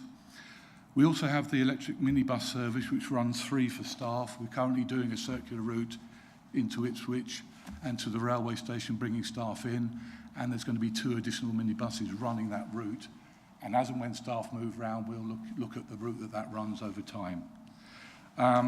There's also, of course, 7.5 million annual rates payable by the time this development is completed. We've spoken about the increasing the capacity of Junction 52. We think that will be done by, or what will commence on that this year. And when it's finished, Junction 52 will have greater capacity than it does now, even after taking into account the development. We hope to generate 100% of the energy needs of a standard logistics park from roof-mounted photovoltaic cells. That would include for the lighting, electric-only forklifts, and the EV charging, which is double the prescribed amount as a minimum. And there will be very significant biodiversity enhancements. We're planting, we think, 2,500 new trees. That's in addition to the 25,000 new trees, in addition to the 17,500 have already been planted in current phases, and of course creating that wet wood. Port One is a success story. Are you about to finish? Yeah. Thank you. Every unit has been built to the specific requirements of the tenants, and that will continue, nothing speculative. And I would also point out something that hasn't cropped up. 90% of that site already has planning permission for development, either for Port One or for the greenhouses. So if we can take any questions, we'll be happy to do so. Thank you very much. Do we have any questions of Mr. Davey? Councillor Harding. Yeah, I would like to ask about tomato greenhouses. They were originally going to be connected to the incinerator plant to make use of the waste heat. I would have thought this would be a good thing to safeguard in the future. Would this development make it impossible to connect the tomato greenhouses to the waste heat in the future? I mean, as I understand it, they need to make a £5 million investment in that plant before they can transport the waste heat. Mm-hmm. There have been discussions with Port One to take that heat. Mm-hmm. So if the greenhouses can't use it, Port One will try and use it. Yeah. Thank you. Thank you. Councillor Davies. Thank you, Chair. I have a couple of questions. One, are you envisaging any battery storage capacity so that you can harvest the energy? I'll hand over to Mr. Maxwell. Yes, we are, in fact. Obviously, with the solar power that's being generated on the roofs, you get with solar power this latitude variations of generation, so that tenants can either export back into the grid, and then obviously in what I call the dark months import, so it's a zero balance, or they can do their own battery storage as well. One of the things that we have secured is a major power availability from the Bramford substation, which is available to us in mid-2025 from EDF Renewables, and that is our next phase where we'd like to then offer that for electric vehicle charging for commercial vehicles. So we want to promote that as well. Thank you. Many thanks. My next question is probably a little bit blue sky, maybe. There's some work been done at Reading University looking at using ivy to produce a green wall on the sides of buildings. Now, clearly on not all of your warehousing walls, it wouldn't be appropriate to consider, but perhaps on one or two, it may be worth investigating whether or not using a green vegetation may be worthwhile. I see you are very open-minded to exploring these sorts of things and looking to get your reaction. Absolutely. Anything that is something which could assist in the overall development, make it greener, we're happy to do that and promote it. Well, thank you. It has the advantage of reducing summer temperatures. Yes, exactly. And also providing some warmth in the winter. Yes. Better insulation. Yes. Thank you. Any further questions? Councillor Lawrence? I think you know my question. What is your planned travel to work area for this development then? And I did note that the agent did say that there was going to be a bus service to Ipswich, an electric bus service, which I would welcome. In last August, we did a detailed survey working with all of the various districts, and within a 50-minute drive, people seeking job seekers allowance was 210,600 people. That was from August data. Obviously, as the radius comes in and in, figures come down. But looking at a 30-minute drive, at the moment, from December figures, it's 22,800 people looking for work in that location that would be suitable for this type of facilities here. At the moment, there's 40 different trades on Port 1. We think that would probably go to about 60. I take on board the B8 element, but for instance, if you look at the Lamb Wheeler, there's a whole raft of industries within that business that you don't actually know. You just think it's a warehouse operation and an office operation, but there's a broking operation in there, there's a sommelier operation, there's photography, there's whole various forms of different trades within these buildings. But predominantly there's still B8 use then. And in terms of planning permission, the current phase one is for B2, B8, so there is a mix of uses within the current phase, but it's the market that has sort of pushed it more to the B8 use. Thank you. Councillor Elkin? Thank you. With the, it's great that there's going to be so much solar PV on the roofs. I just wondered if you anticipated having any spare roof space, or is it all going to be needed to produce the energy you need on site? We think we can generate about 5 megawatts from what you see with that existing application there. There would be a small amount of roof space left for various other operations if necessary, but there will be a little piece left, yes. But that's likely to be, the reason I was asking was if you're going to have a sort of ample amounts of spare, whether there could be, you know, for example, a community energy project using your roof space, but it sounds like you've got plans for all of it. I think the intention would be to just try and get to the fact that it's a carbon neutral facility, and then if we can do anything else in the future, that's obviously we're open to look at various ideas. Thank you. Any more questions? Thank you very much.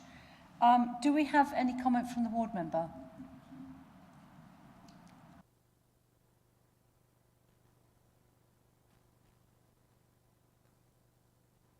I haven't received anything. I just wondered if you'd had anything. No, I don't think so. I think it's Councillor Marriott, is it? No, Chair, we've not had any correspondence from Councillor Merritt. Well, in that case, I will now open this item up for debate. We also need to get home, but yeah, 2 minutes. No, you mustn't talk about the...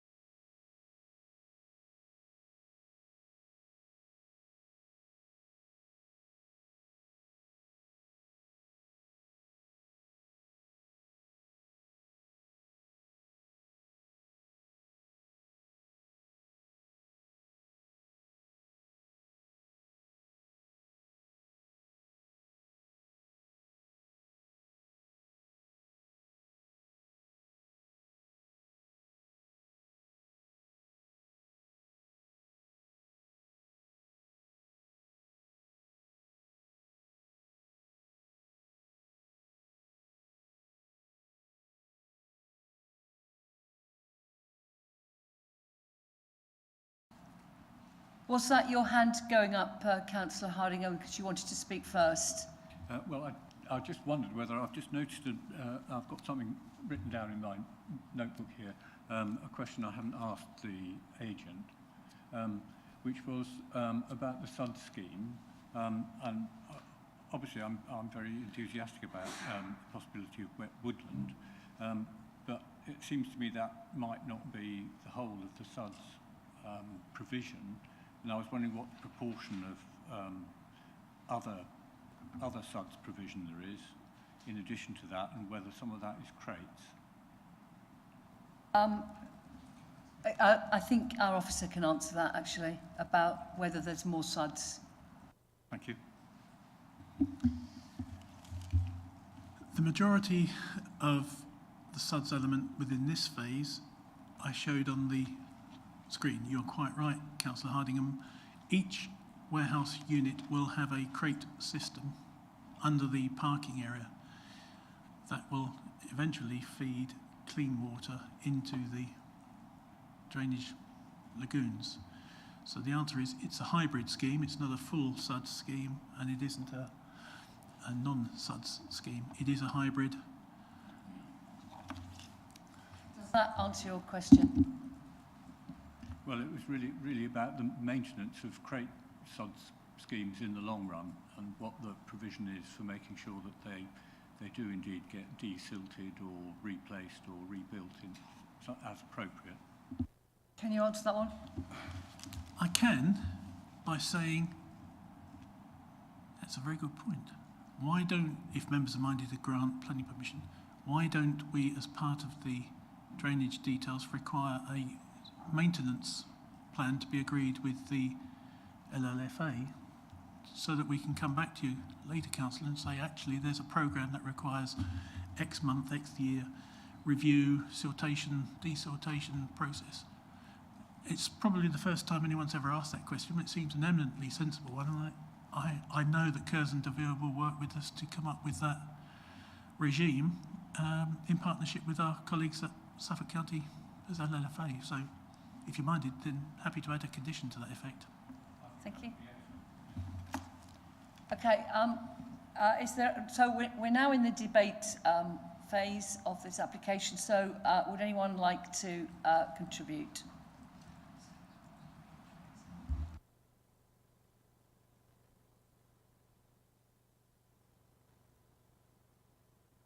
Councillor Davis, thank you very much. Reading the details on this, obviously there's a large roof expanse, lots of concrete standing areas. So on the one hand you sort of go, ooh, goodness me. And then you get into thinking about all the new jobs, the remedial activity and the whole approach that this developer has taken, which is really cooperative, supportive and open-minded. So I'm quite excited by this project and would be very willing to enthusiastically support the recommendation of our planning officer. Thank you. Anybody else wish to say anything? Councillor Warboys. Thank you, Chair. I do have some reservations, but I think they're not really relevant to this application, but there's sort of something that needs to be thought about outside this meeting. I think one of those reservations, however, is about diversity. That's as important in the environment, in woodland, but it's just as important in business and employment and society. So I think my reservation is about the sort of monoculture nature of this development. However, but if we look at the overall strategy across Mid Suffolk, this is balanced by the opportunities at Gateway 14 and perhaps puts even more pressure on Gateway 14 to provide a more diverse range of opportunities.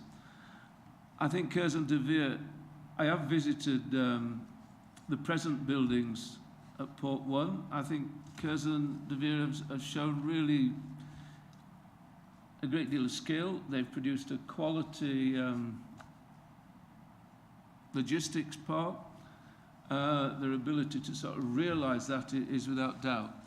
I think, you know, the way they've extended that ethos, if you like, into sort of sustainability, photovoltaic cells, engagement with the community, and the level of thought that has gone into mitigation for these big sheds.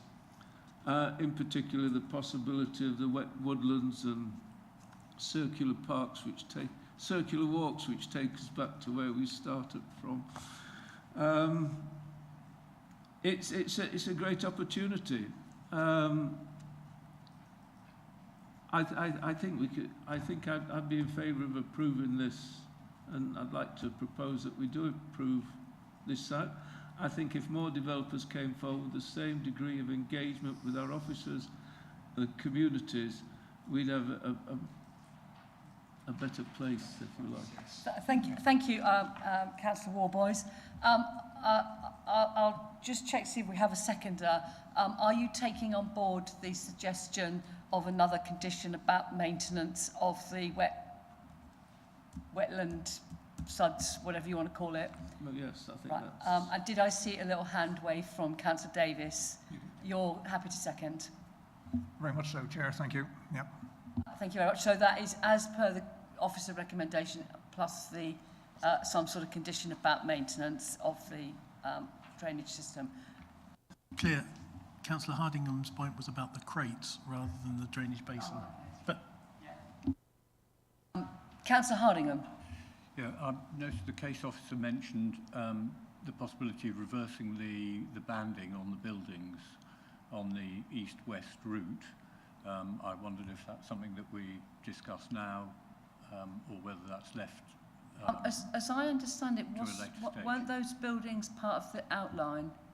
or are they part of the full? And if they're outline, should we be determining the colour of the painting if they're not there yet?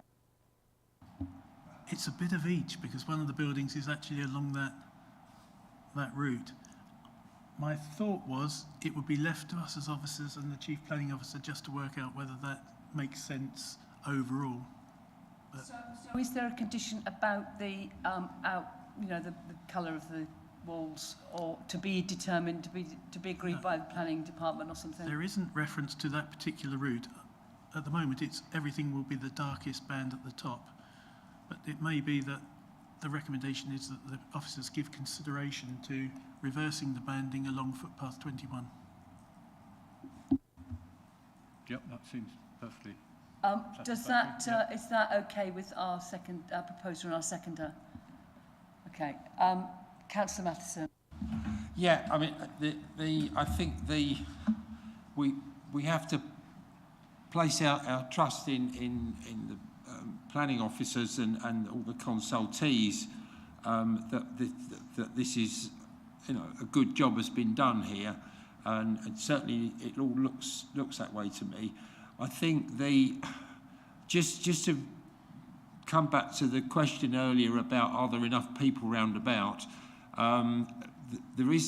the council has a particular duty to cooperate in the jargon, and I do know that there was quite a lot of anxiety about the enormous number of houses that were being permitted and applied for across both sides of the boundary between Mid Suffolk and Baber at this point, and I think I'd reference Sproughton and was it Pinewood, and a couple of villages. So there's a lot of houses going that side, and in fact there's quite a lot of houses going into Claydon and Barham, and they're not all built yet, but they're on their way.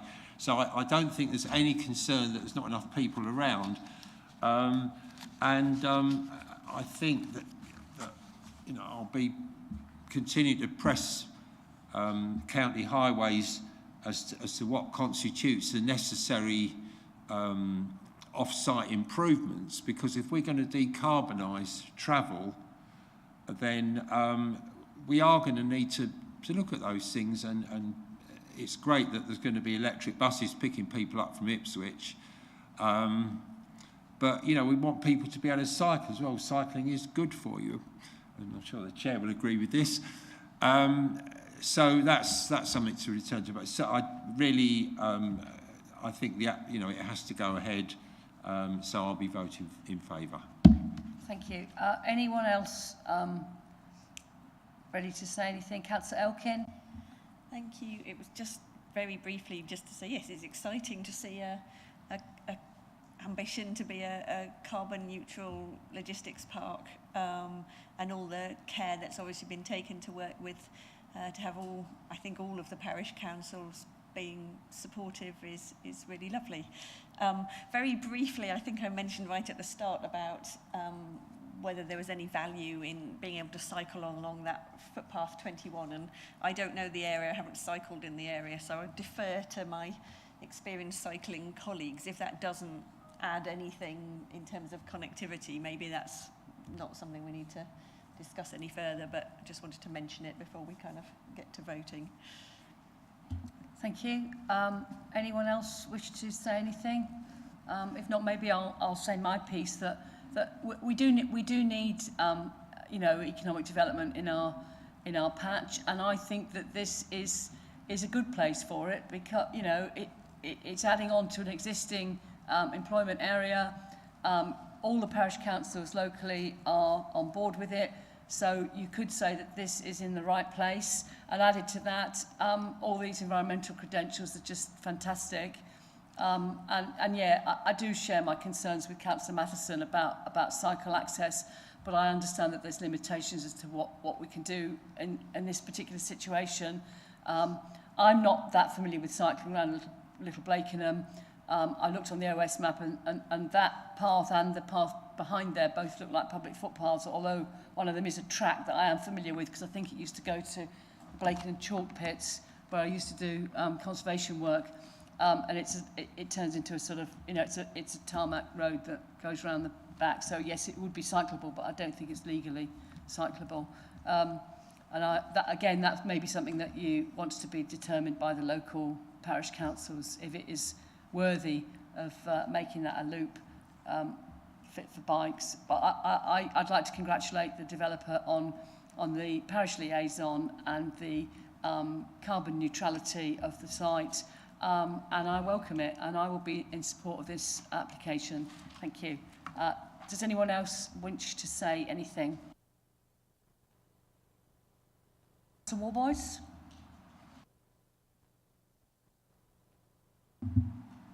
Yeah, thank you, Chair. I just need to come back a bit. I think there was a condition regarding the lighting along Bramford Road that was recommended.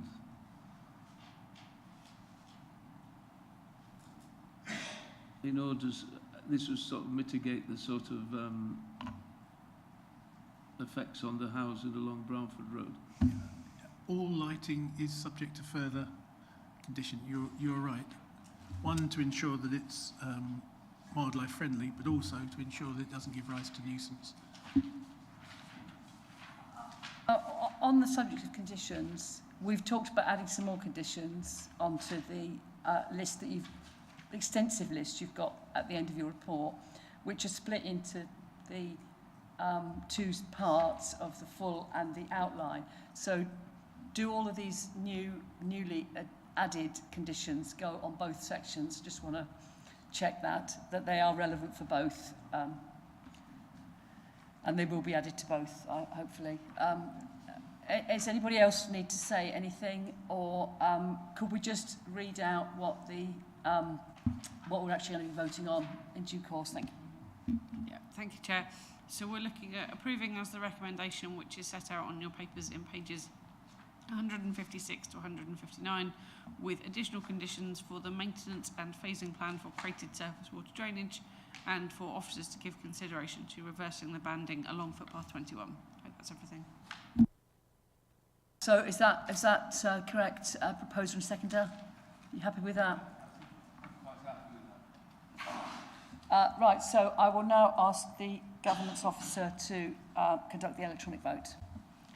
Thank you, Chair. Members, that vote is now in progress.